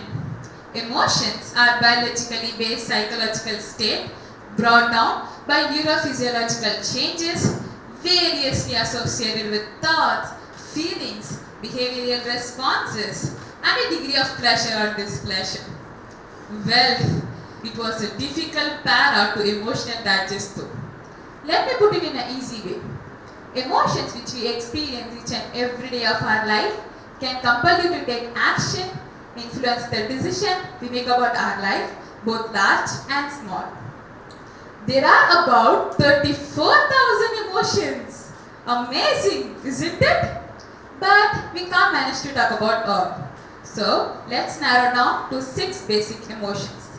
Here comes a video about those 6 basic emotions.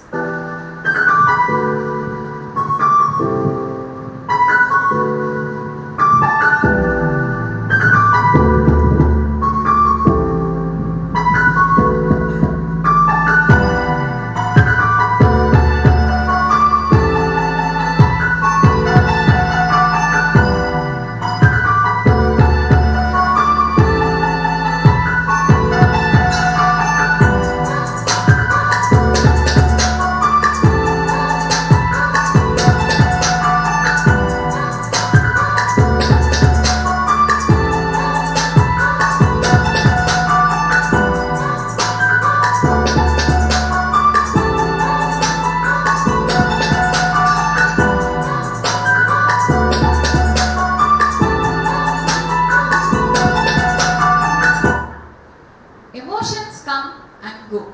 Emotions can be mild, intense, or anywhere in between. Emotions affect our everyday life. I would like to quote an example. We would have seen elephants in temples. They are fully grown and in that of size they can easily break the chain and move on. But their emotions are tied up at a very young age and their life ends up in a micro circle. Similarly, we as humans come across various emotions in our daily life. Please understand, there are no positive or negative emotions, but there are positive or negative ways of expressing or acting on emotions. It's not much easier to define emotions in any language. You can understand it only when you experience it. Right from our birth, we start to experience emotions. Let me say a few incidents from my life. When I was really young, whenever I looked at strangers, I felt anxious and I used to cry out of fear. On my first day to school, I was scared since I met many new people and I want my parents to be with me. Not only me, usually everyone feels the same. But after a few months, we start to enjoy our school days, that too because of our friends.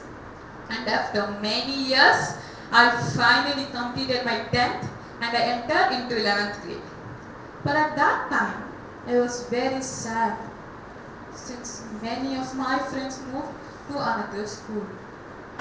In this journey, I have realized that many people just come and go, but only our emotions will be with us forever, and that's why it's my best friend. Like this, you would have also experienced emotions in your life. Just imagine these situations. When your father returns home with a big bucket biryani, you feel happy and you jump out of happiness because we all love biryani and it is one of the famous dish in India which is made out of seasoned rice with fish, meat and vegetables. That too foodie people like me will become very happy just by looking at the biryani. And of course, when your father gets that one for you, we'll be at the extent of happiness. And also imagine you're dreaming like you're getting applause from your teacher for scoring A grade in examination.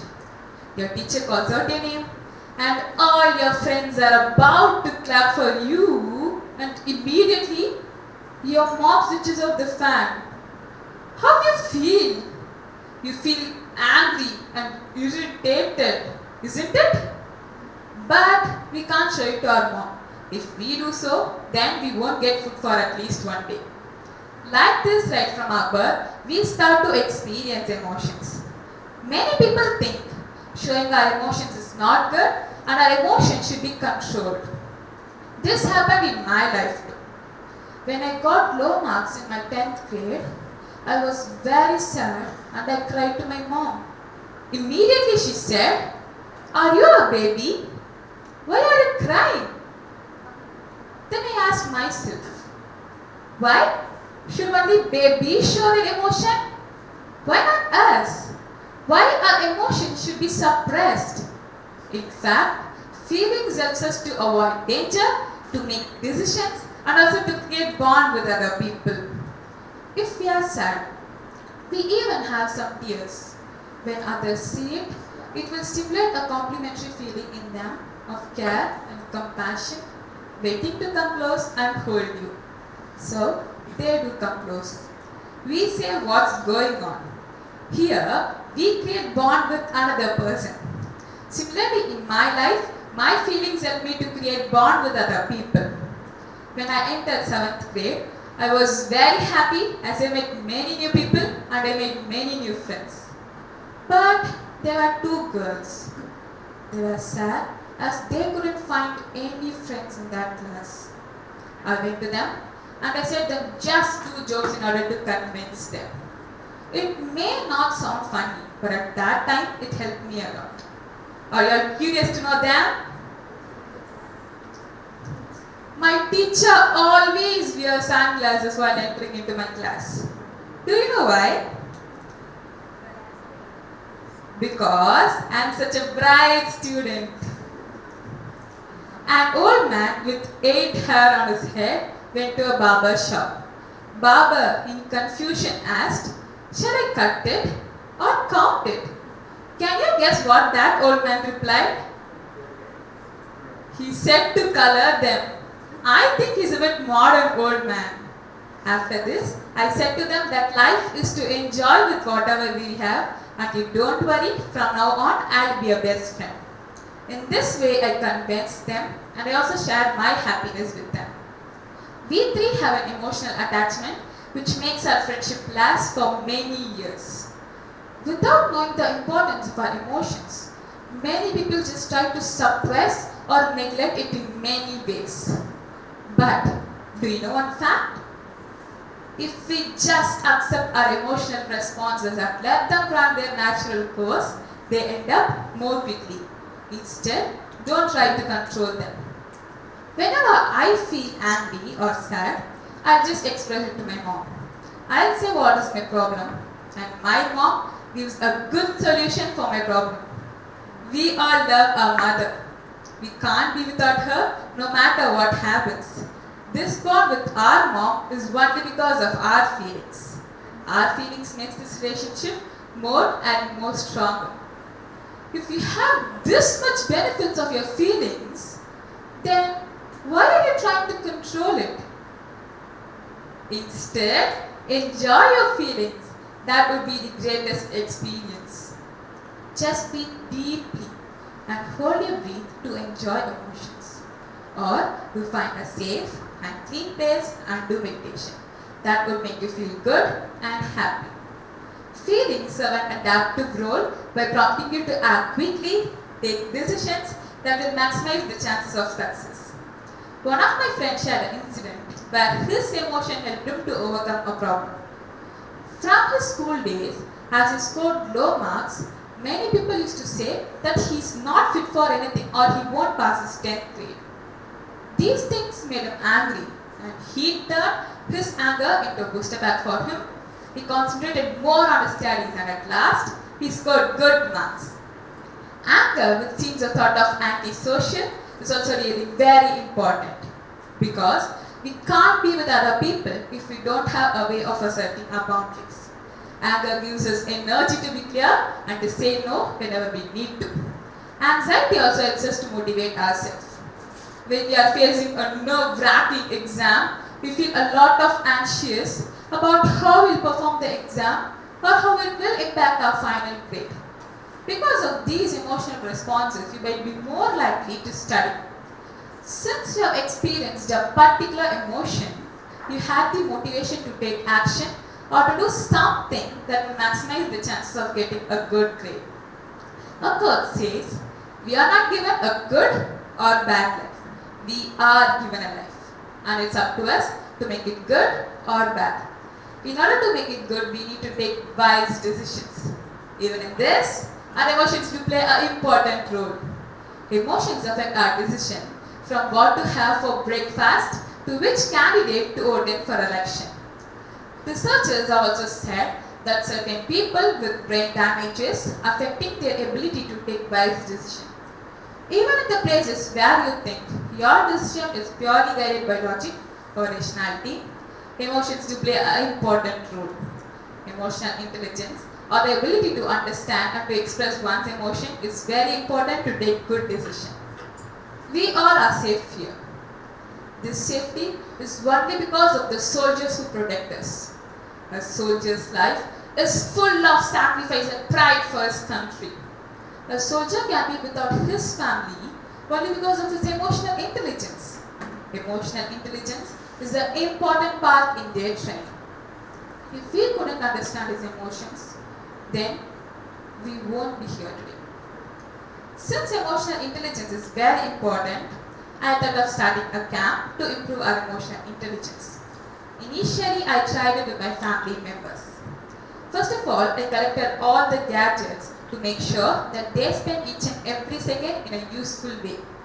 And then I distributed emoji masks to them so that they can communicate with others using that mask. After that, I asked each and everyone to come friend and to share their problems, feelings and thoughts with others. Many gave comments and many gave solutions for their problem. And then we performed some yoga poses. At last, I amused regarding this initiative and all my family members gave good reviews regarding it. Since it worked very well, in future, I will be starting a mental welfare committee in which small children, teenagers, adults, old people, special people and even transgenders can join and they can improve their emotional intelligence. In this way, we can lead a stress-free and happy life. So friends, please follow your heart. Life is to enjoy, and enjoy with your emotions. I love painting and I'm good in it. I have just completed 4 grades in bridge course. Once when I was sad, my father suggested an idea that is to express my emotions through paintings. I did it and it really worked wonder for me. This one I painted when I was happy. Here I used all my favorite colors like orange, green, yellow, and I've painted a white and a beautiful sea. That's how I feel when I'm happy. I feel quiet, beautiful and relaxed. This painting depicts my happiness. This one I painted when I was calm. Here also I used all my favorite colors and especially I have painted Buddha because we hear people saying Buddha stands for positivity or calmness. We even have Buddha statues in our home to create a positive vibe. We people are not equal to Buddha, but we try to follow his way. This painting depicts my calmness. This one I painted when I was sad. Here I have just painted a girl sitting alone under a deciduous tree. That's how I feel when I'm sad. I feel lonely, like I'm the only person in the world and I have no one to support me. But whenever we are sad, when we just look at the birds outside our windows, we get diverted and we start to admire its beauty. We humans should try to be like a bird in others' life. We need to divert them and we need to make them happy instead of hurting them more. This painting depicts my sadness. Can you guess when did I paint this? I did this when I was in anger. Here I've just used 2 colors, red and black. Because in the present world, people have the mindset that red stands for error and black stands for unhappiness. Just have a look at this painting. How it looks. It looks messy and it doesn't look good. This is how I feel when I'm in anger. I feel confused and my thought process gets blocked. This painting depicts my anger. Like this, you can also express your emotions through paintings. All you need to do is that you need to ask your emotion, does it have any shape, size, texture or temperature, and then you can show through paintings. You can also do some other art forms like singing, dancing, sculpting, etc. Okay, from starting I was talking about emotions, various ways to express them instead of controlling them. But what made me to choose this topic or why I want others to know about it? It's because I thought that most of them are not aware of emotional intelligence, and to check this, I framed 5 questions and I did a survey among 45 people and I got these results. Are you aware of emotional intelligence? For which 42.9% said no, 57.1% said yes. Did you ever try to understand your emotions? 57.1% said yes, 42.9% said no. Actually, understanding our emotions is not difficult than understanding the questions in our exam paper. Once you start to accept your emotions, you will automatically understand them. Did your emotions help you in any way? 66.7% said no, 33.3% said yes. And of course, once you start to understand your emotion, you will find them useful. Do you think your emotions as a burden? 61.9% said no, 38.1% said yes. Have you ever tried to control your emotions? 66.7% said yes, 33.3% said no. From this we can clearly understand that nearly half of the survey's population are not aware of emotional intelligence and many try to control their emotions. These things made me to choose this topic and I want each and everyone to be aware of emotional intelligence. Wow! Time is flying for real. Before I end, let me end with a story. There was a dark monster. He woke up feeling confused. He don't know why. His friend suggested an idea That is to segregate these emotions. First is happiness. Happiness shines yellow like a sun and twinkles like a star. Second is sadness. Sadness is blue like a rainy day. Third is anger. Anger burns red like a fire.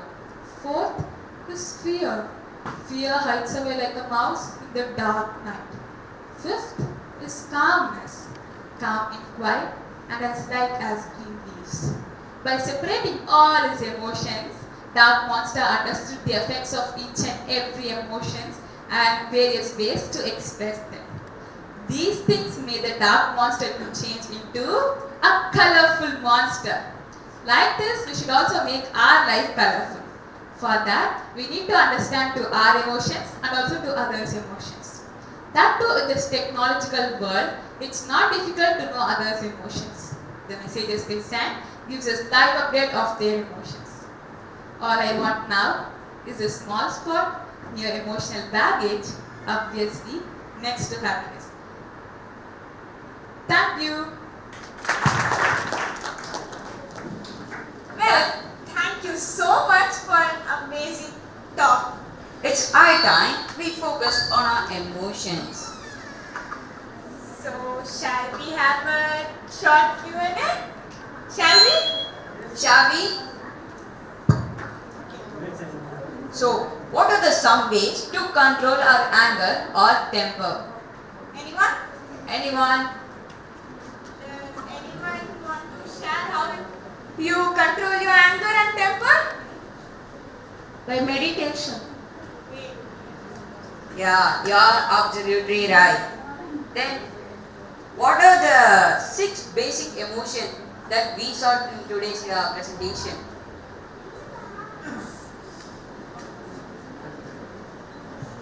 First is happiness, sadness, fear, surprise, anger, and calmness.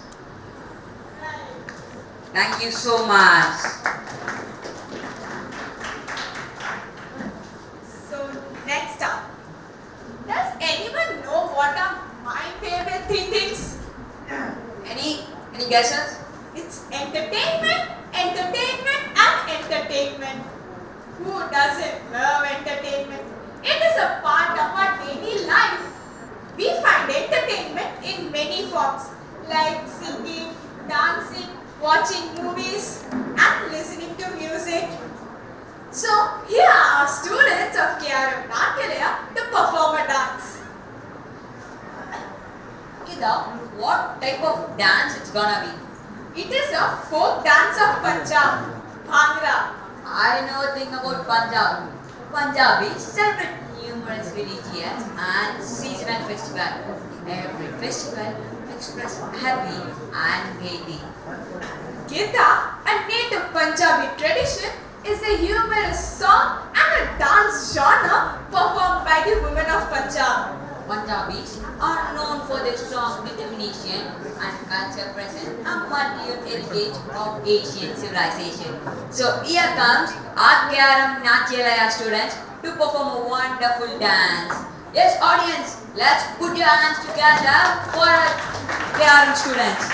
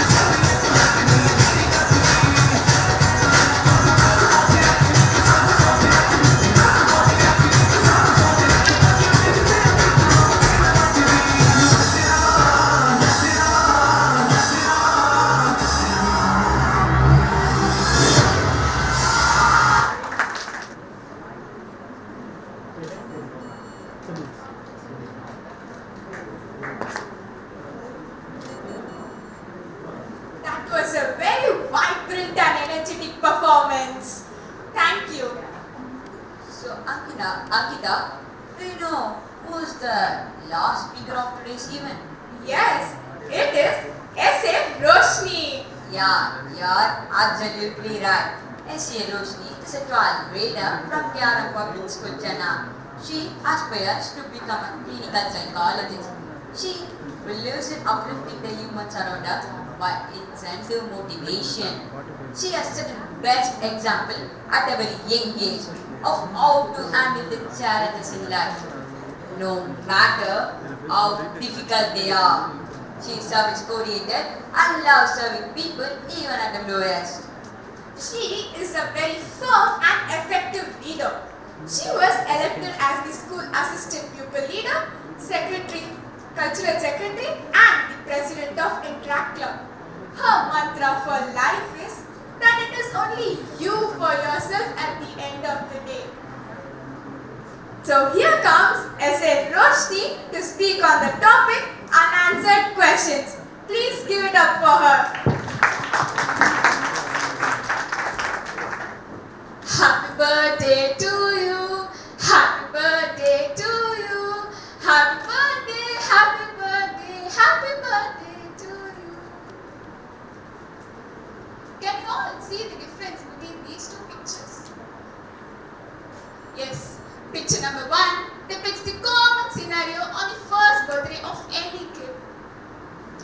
Picture number 2 is the scenario on my first birthday, which is unique of any kid. I deeply remember that my parents were not together even during my birthdays. It didn't really feel as special as how it should feel due to their absence. Greetings to one and all. This is Roshni, a 12th grader from KRMPublicSchool, here to give my TEDx talk today. I used to hear from my elders that my parents would often quarrel with each other for the best reason known to them.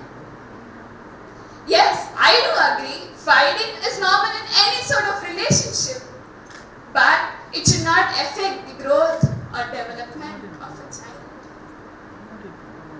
All of a sudden, it strikes me that my parents could have at least participated in boxing championship and made India proud.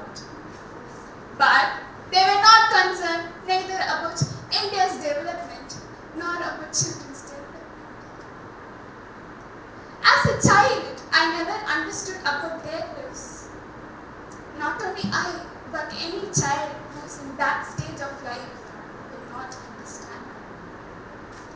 I was unable to bear the pain and was unable to disclose my fear to anybody, as I was not well versed in speaking and in framing sentences about the problems I faced in life due to my parents' non-cooperative life. I felt frustrated. I felt confused. I felt anxious, traumatized, depressed, fearful. As a result of the aggressive behavior of my parents towards each other, I felt hopeless and lost. Next concern is about the overall development of the child. The children who have been experiencing frequent fights between the parents will be affected mentally and physically. It never feels special to be in these kind of families. As a child, I went through speech impairment, physical maldevelopment, brain abnormalities, and health deficiencies. My parents used to tell me not to take any of these issues into my mind and cope with the situation. As a result, I developed my ability to face all the odds in my life. I learned about life in a positive way. Now, I could see the transition in myself academically, physically, and mentally. Similarly, like what I went through can be undergone by many other children, especially anxiety disorders. They will be tensed, nervous, and won't have trust in anybody. They will be under constant stress as they tend to involve themselves into negative thoughts, nightmares, and will lose interest in anything they do. Few will become delinquent and involve themselves into substance abuse. Few will become hopeless. Few will become disobedient and aggressive. Children vulnerable to all these issues will have that sense of guilt and will lose faith in any sort of relationship. As a result of all these issues, they tend to perform poor in academics, and in certain situations, this might lead them to dropping out of school.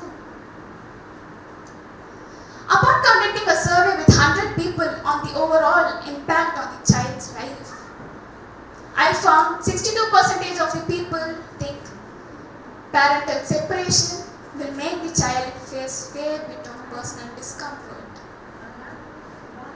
Also, it was clearly voted upon with majority of the people who think that parental separation will affect the relationship of the child with his or her siblings and parents. Upon asking the question whether parents should take conscious decision considering the child's life, I found 91% of the people say yes, parents should take conscious decision considering the child's life and mental well-being. Hence, my statement was proved that in most of the cases, it will affect the child negatively as per the responses received. I would also love to know about other cultures. According to a BBC report of 2016, it stated that 1.36 million people in India have been divorced, which is equivalent to 0.24% of the married population. More strikingly, the number of people separated are thrice the number of people divorced, which is equivalent to 0.61% of the married population. Divorce lawyers in India think that the rates are very low due to a huge number of unregistered marriages. According to United Nations, in 2021, Maldives ranks the first with highest divorce rate of 5.52 per thousand people. Kazakhstan ranks the second with 4.6 per thousand people, followed by Russia. The study also showed that the children who face frequent fights between the parents between the age 7 to 14 are 16% more likely to face behavioral issues and emotional problems like anxiety and depression. On the contrary, not all divorce cases affects or destroys a child's life. In cases where there have been frequent fights between the parents, both spouses and children are better off after the split, especially in the immediate aftermath. Due to matrimonial disputes, the child might face a lot of failure, such as failure in academics, failure in social activities, failure in balancing relationship and cooperation. They tend to lose their self-confidence and feel insecure, which might affect them till the end of their life. Parents must know about parenting before they enter into the phase of it. Parents are responsible and do the best to guide the child towards the right path. Children come from different environments. They have different backgrounds. They have different patterns of life, which includes discipline strategies, communication styles, warmth, and the way they are nurtured. All these have different effects in the life of a child. This might influence the lifestyle of the child. Parenting and environmental changes can affect the growth of a child. A child can become an antisocial element. We cannot expect all the teenagers to be sane or a wise child to analyze all the problems and overcome the hurdles. As insecurities are loud, they will not be able to develop their self-confidence. As a result, they tend to take a lead in different paths, which which can be negative or positive. But statistics show, in most of the cases, children do take a lead in negative path. We all would agree that children spend most of their quality time at their schools, isn't it? So we really appreciate the schools which has child psychologists and counselors in order to hear the problems, give solutions for them and make the child shine.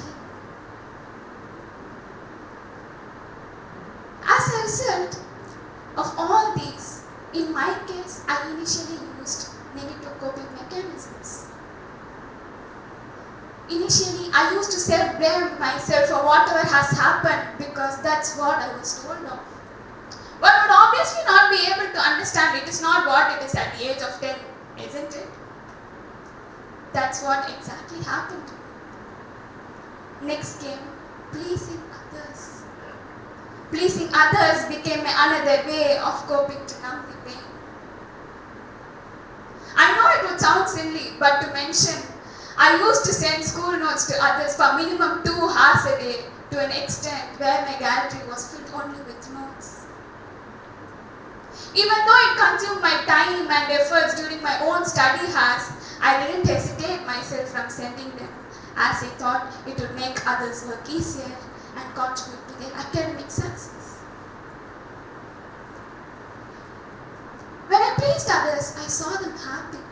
It was really hard for me to say no to others. There is a saying, when you say yes to others, make sure that you don't say no to yourself.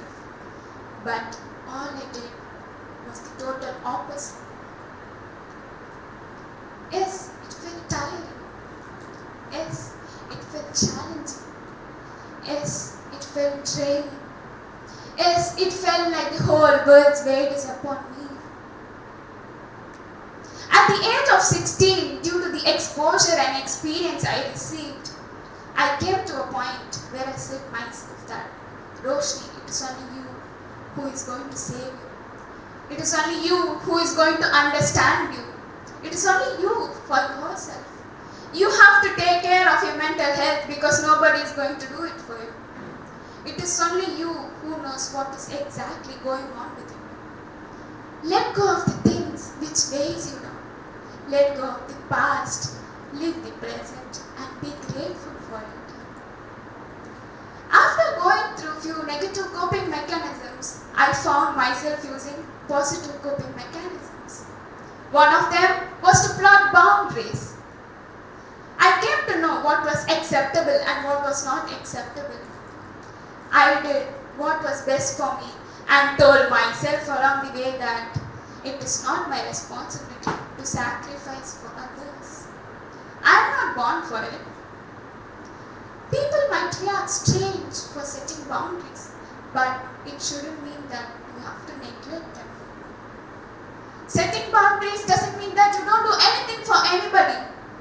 It only means that you have your own choices and limitations and will take conscious decision out of it, for which you might not have to regret later.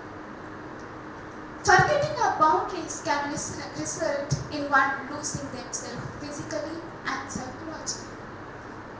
One might become weak due to external pressure.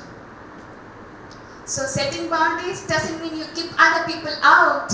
It only means that you keep yourself fenced and protected. It is the best method of self-care. Next came accepting myself the way I am. I became gentle towards myself and handled myself with utmost care. When you start accepting yourself the way you are, the world will start automatically accepting you. The simple truth of life, it is who is going to be with you till you breathe your last. People are passing clouds. People might come and go. Nobody is yours. Nobody belongs to you. Enjoy moments, experiences, lessons, and embrace them. Sometimes it is true that you would want to change few things which is not really in your hands. But there is a massive benefit in simply letting it go and moving forward from there. Now children might be having confusions negative coping mechanisms and positive coping mechanisms. The activities done by the children which gives them appreciation, applauses, respect, feather on the heart feeling, are all the activities which one can use in order to develop oneself. The antisocial activities like truancy, vandalism, substance abuse, delinquency, violence, hatred, suicidal tendencies are all the activities which one should not use in order to cope with insecurity or pain. So this is how children must be able to differentiate between positive coping mechanisms and negative coping mechanisms and use them wisely in order to overcome their hurdles. News report says Ratan Tata, who is a successful Indian industrialist, has spoken of a plethora of issues, from growing up in Los Angeles and his complex relationship with his father, to his grandmother and the courage she imbued in him. He spoke about the discomfort he had to face due to parental separation.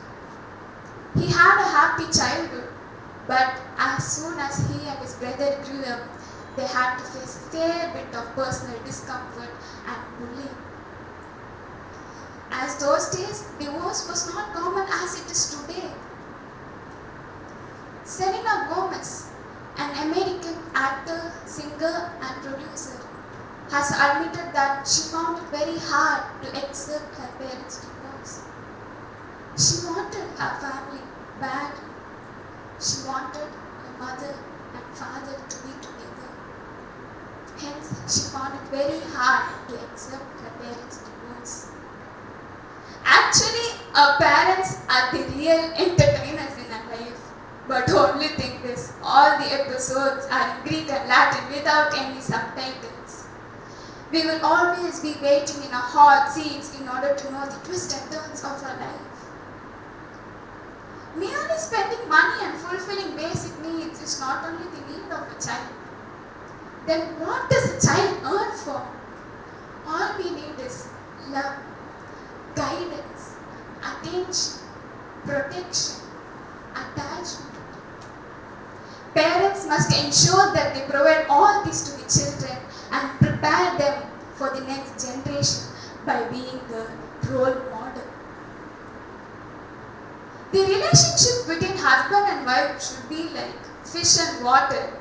It should not be like fish and fisherman. The relationship between husband and wife should be like Tom and Jerry. They fight but are never apart. There is a saying, maturity comes by experience, not by age. On behalf of all the victims, I plead the parents to take professional counseling in order to solve your marital disputes so that innocents like us will not be punished unnecessarily. Family problems from an young age can haunt you for the rest of the life. Having to deal with problems which nobody should ever deal as a child is a different level of pain. Are parents distracting and disturbing our childhood? Are parents selfish and self-centered? Do parents not consider our life? Children might come from different environment and different background. Not all would have enough exposure and logical thought process in order to think whether to blame or not to blame the parents for the discomfort they face in life. The answer is still not yet found whether to blame or not to blame the parents. Thank you.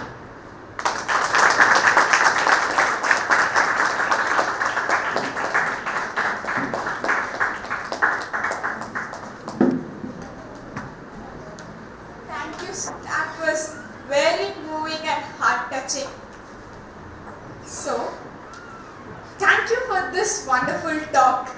And now I would like to ask something to dear parents of our speakers. So,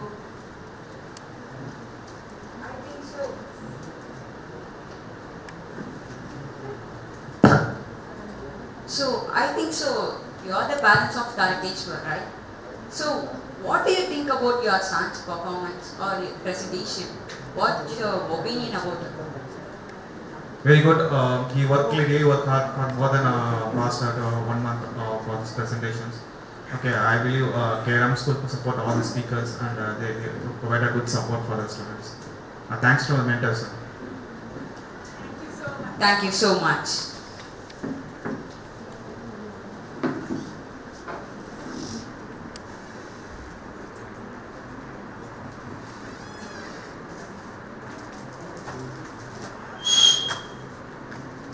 I would like to thank everyone who participated at this event. Our students of KRM Ganalaya, Natyalaya, speakers and our yoga team. So I would like to request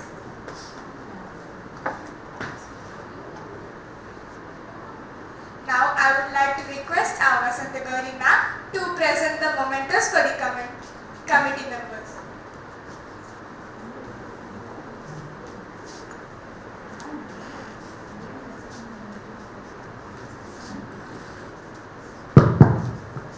First of all, we have to thank all the parents who have given an extensive support, because without your support, of course, the children could have not been in this way.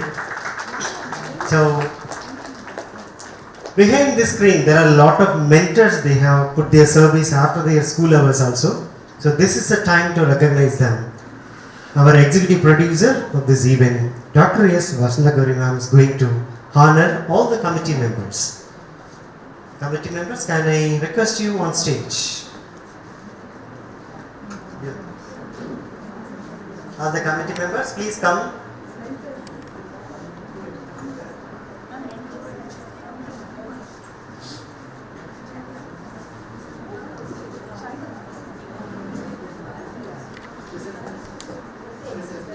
Mrs. Deepa ma'am, website manager. She is organizing the entire website work. The program is not ended with this. We have to do a lot of formalities with website and other media formats that she is going to work. She is working. Next up is Mr. Arunugam, designer. Mr. Arun sir is not here. Next. Mr. Sendil, Mr. Sendil, who is behind video this and production leader. entire.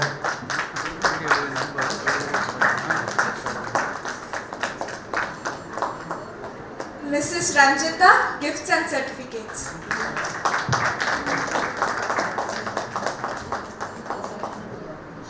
Mrs. Ansari, reception and coordination.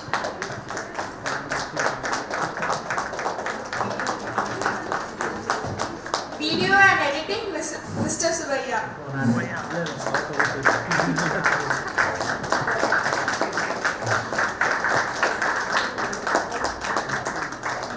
Housekeeping coordinator, Uday Prakash.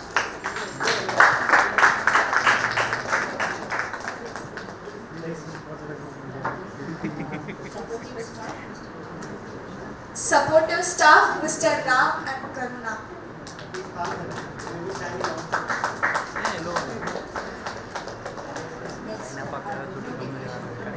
Our venue decoration team head, Mr. Saravanan.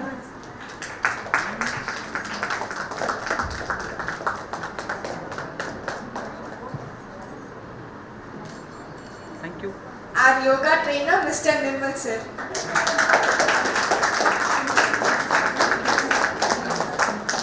And Mrs. Sunita.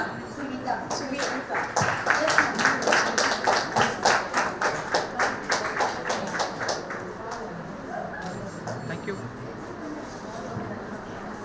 Electrical and audio in charge, Mr. Urukumar.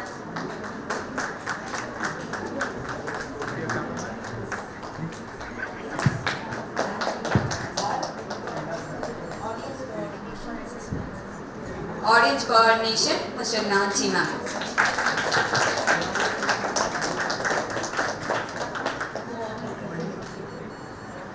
Co-organizer, Jayagauri ma'am.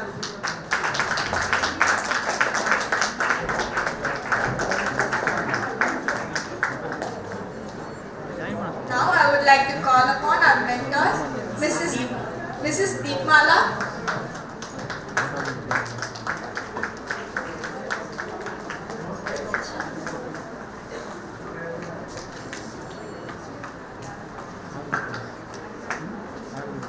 Shaina ma'am.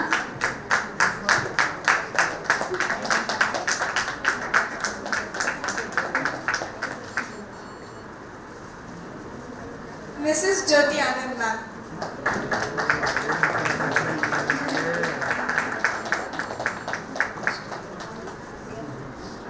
Housekeeping, Mr. Uday Prakash sir.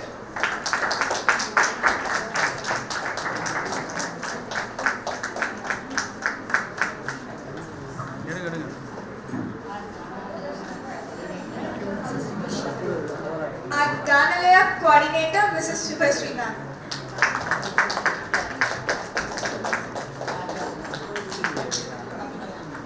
Our Natyalaya coordinator, Mrs. Abhinaya ma'am.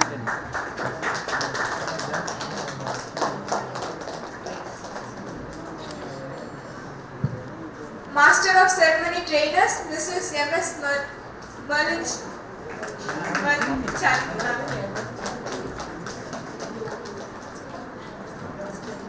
And Mr. Richard sir.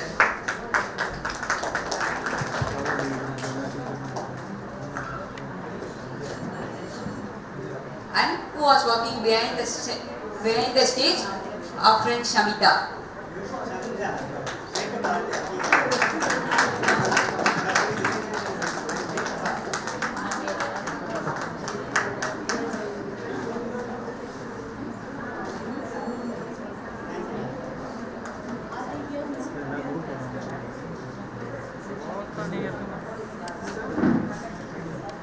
All the yoga students are invited here.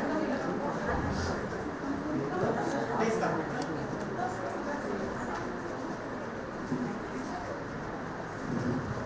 Here is certificate is being awarded to all the yoga participants.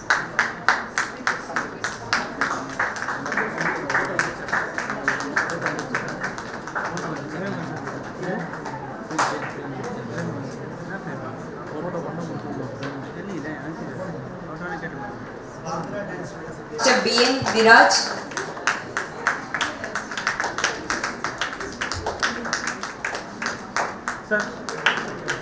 Miss Jasmita Dayalan.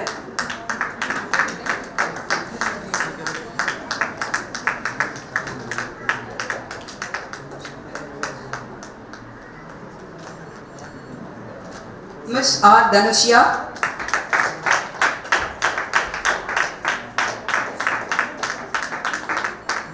Miss S. Sandhya.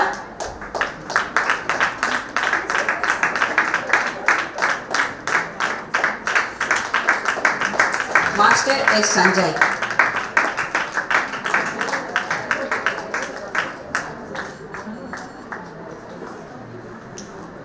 Let's give a big round of applause for them. Next up are the Bhangra dance students, G. Kanishka,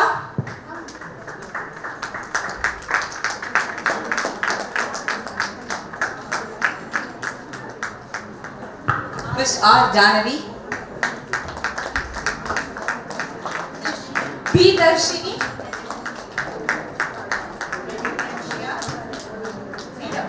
Berin Ranshia, Yes. Akshaya.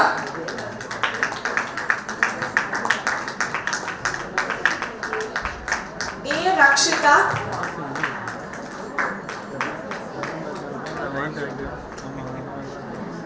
S. Shalini,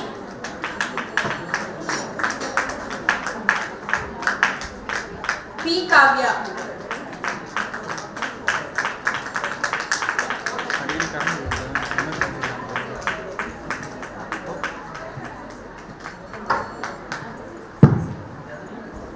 Now this is a time to recognize MCs, Master of Ceremonies.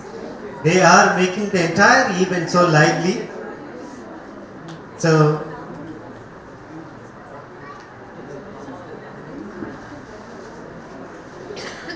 here Ankita. Thank you Ankita, you are making the entire event so lively. Good. Next time she promised that she is going to be the TEDx speaker.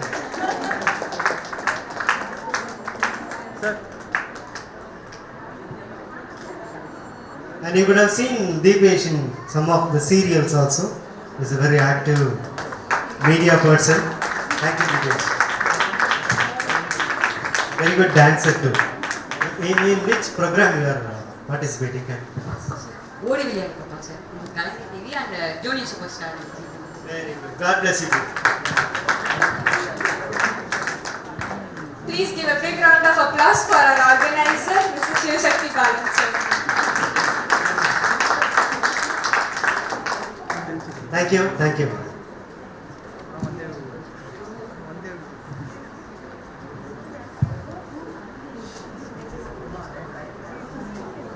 So let's make end of today's event with a voice of gratitude, appreciation and gratitude to all those who made this event a grand success. So may we request our former TEDx speaker Talika from the second edition to propose voice of gratitude.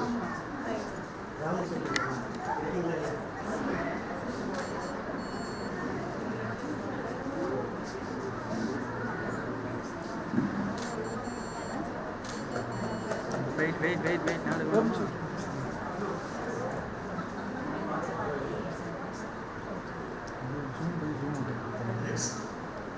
And after this photo session, we will have a feedback. Right? Your feedback is going to help us to tell the TEDx committee that how best we have done our work. So based on that, next year we will get license too. And second thing is, actually we are prohibiting you from taking photographs and other thing here, because that is the TEDx agreement. So when we have an agreement with TED committee, which is there in California, they have strictly given an instruction that we should not take or upload or anything to share the photographs till we get formal approval from them. So actually after the photos or everything is over, we will send these photographs to the TED committee. They will give us approval within 1 or 2 days. Then we will put it in the, share it in the school Facebook. After that, you are free enough to share these photographs in media. And second thing is regarding the video, it will take at least 1 week time for doing editing and other thing. Again, after that, we have to send it to the TED committee. They have to approve formally, and they will upload into the TEDx portal. Actually, you know that TED is an international platform for speakers. X is a private partners. We are partnering with them in the name of the license called Youth at KRMPublicSchool. So we are partnering with them like a franchise, and we are conducting these events. And this TEDx event is exclusively for our school children only. So far 29 speakers with today, we have prepared them and put them into the international platform. So if you type this word, you could see the previous speakers' speeches also. So every year we are doing it with all your cooperation. Thank you. And again, let me remind you once again, the media, we need to be little careful. We should not share anything now. Thank you.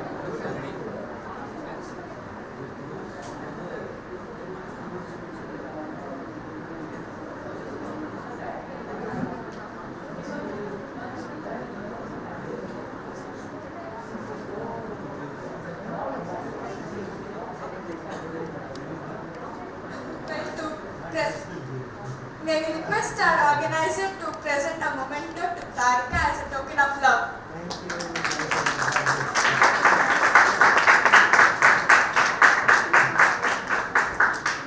Tarika Prabhu, who gave TED Talk in second edition to propose voice of gratitude. She is pursuing 12th grade in our KRM school. Please give a big round of applause.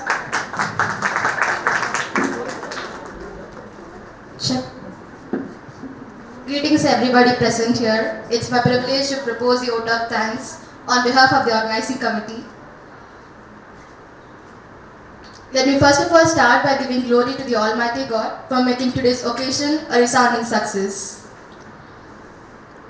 My heart fills with lot of gratitude and respect for our distinguished guest speakers for enlightening us with their commendable talk on the subject.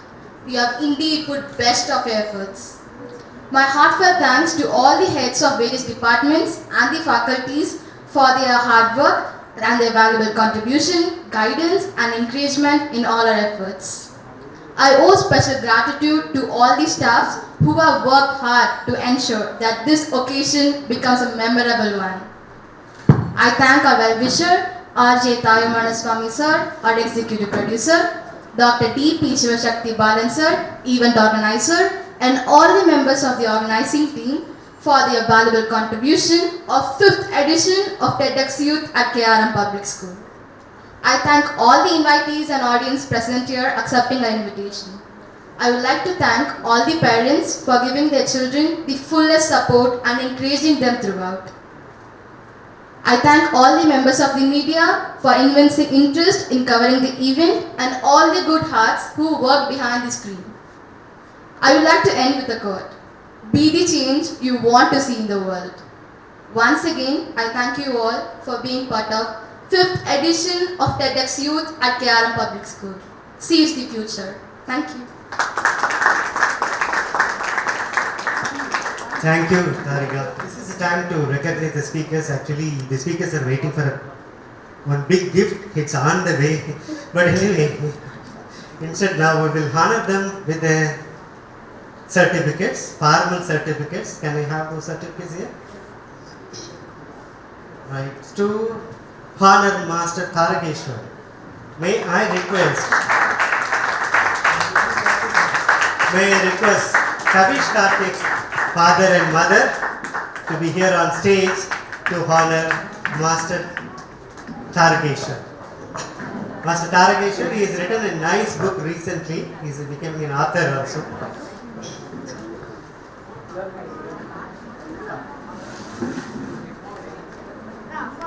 Go on, Lisa, and let's can stand together.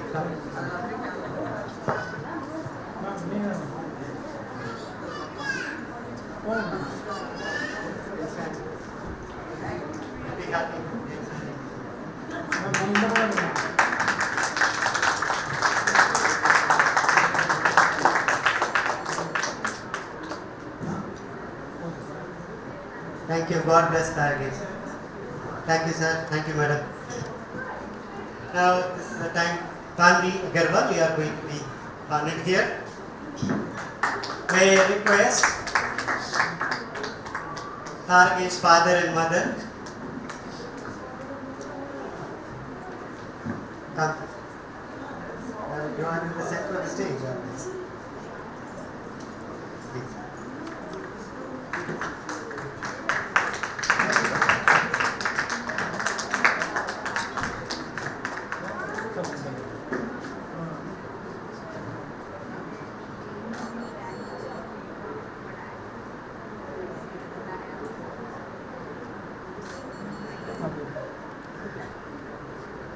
Thank you, Tanvi. All the best.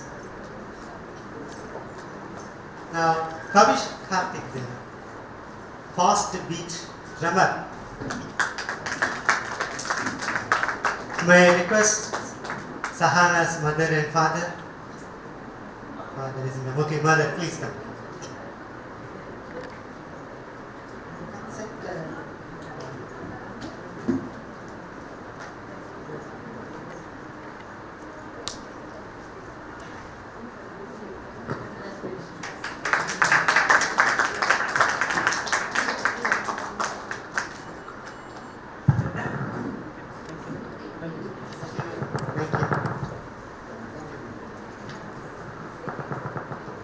Sahana may be here. Sahana is going to be honored by. And may I request Tanvi Agarwal's mother and father?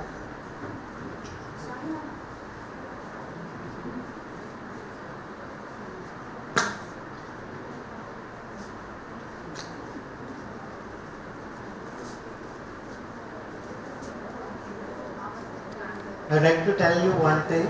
Sahana, the third time she is tasting the steak. First 2 times she tried, she couldn't cope up with the pressure, and third time she proved, and she is just rocked. God bless you.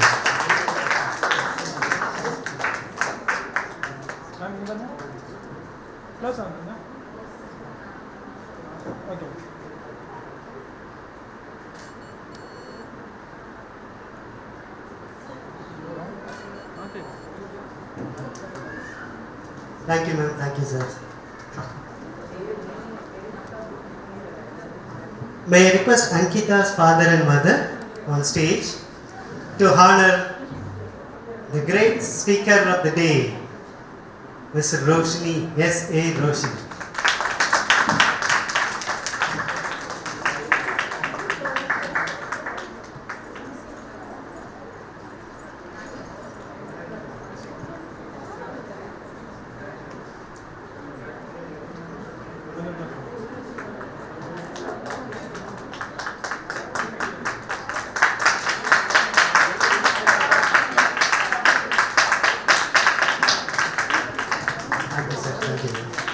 Give her a big round of applause.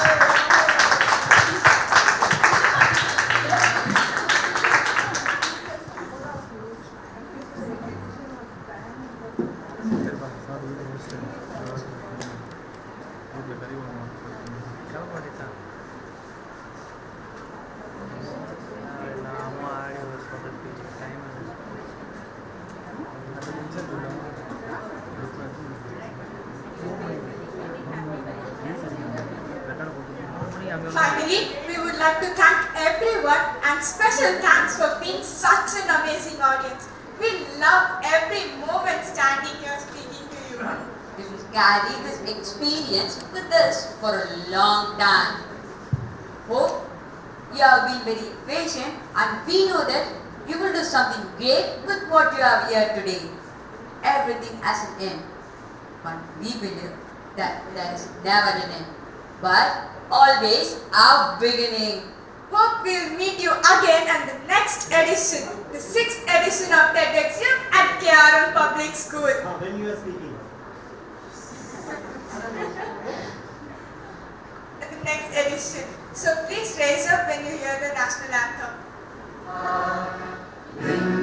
Himachal Yamuna Ganga Uchala Jaladhi Taranga तब शुभ नामे जागे तब शुभ आशीष मांगे गाहे तब जय गाथा जन गण मंगल दायक जय हे भारत भाग्य विधाता जय हे जय हे जय हे जय जय जय जय हे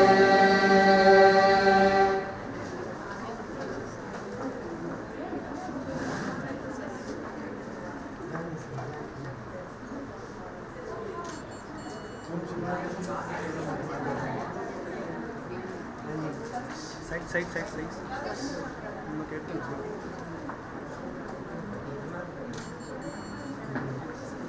ಯಾರು ಬರ್ತಾರೆ ಸಾಧ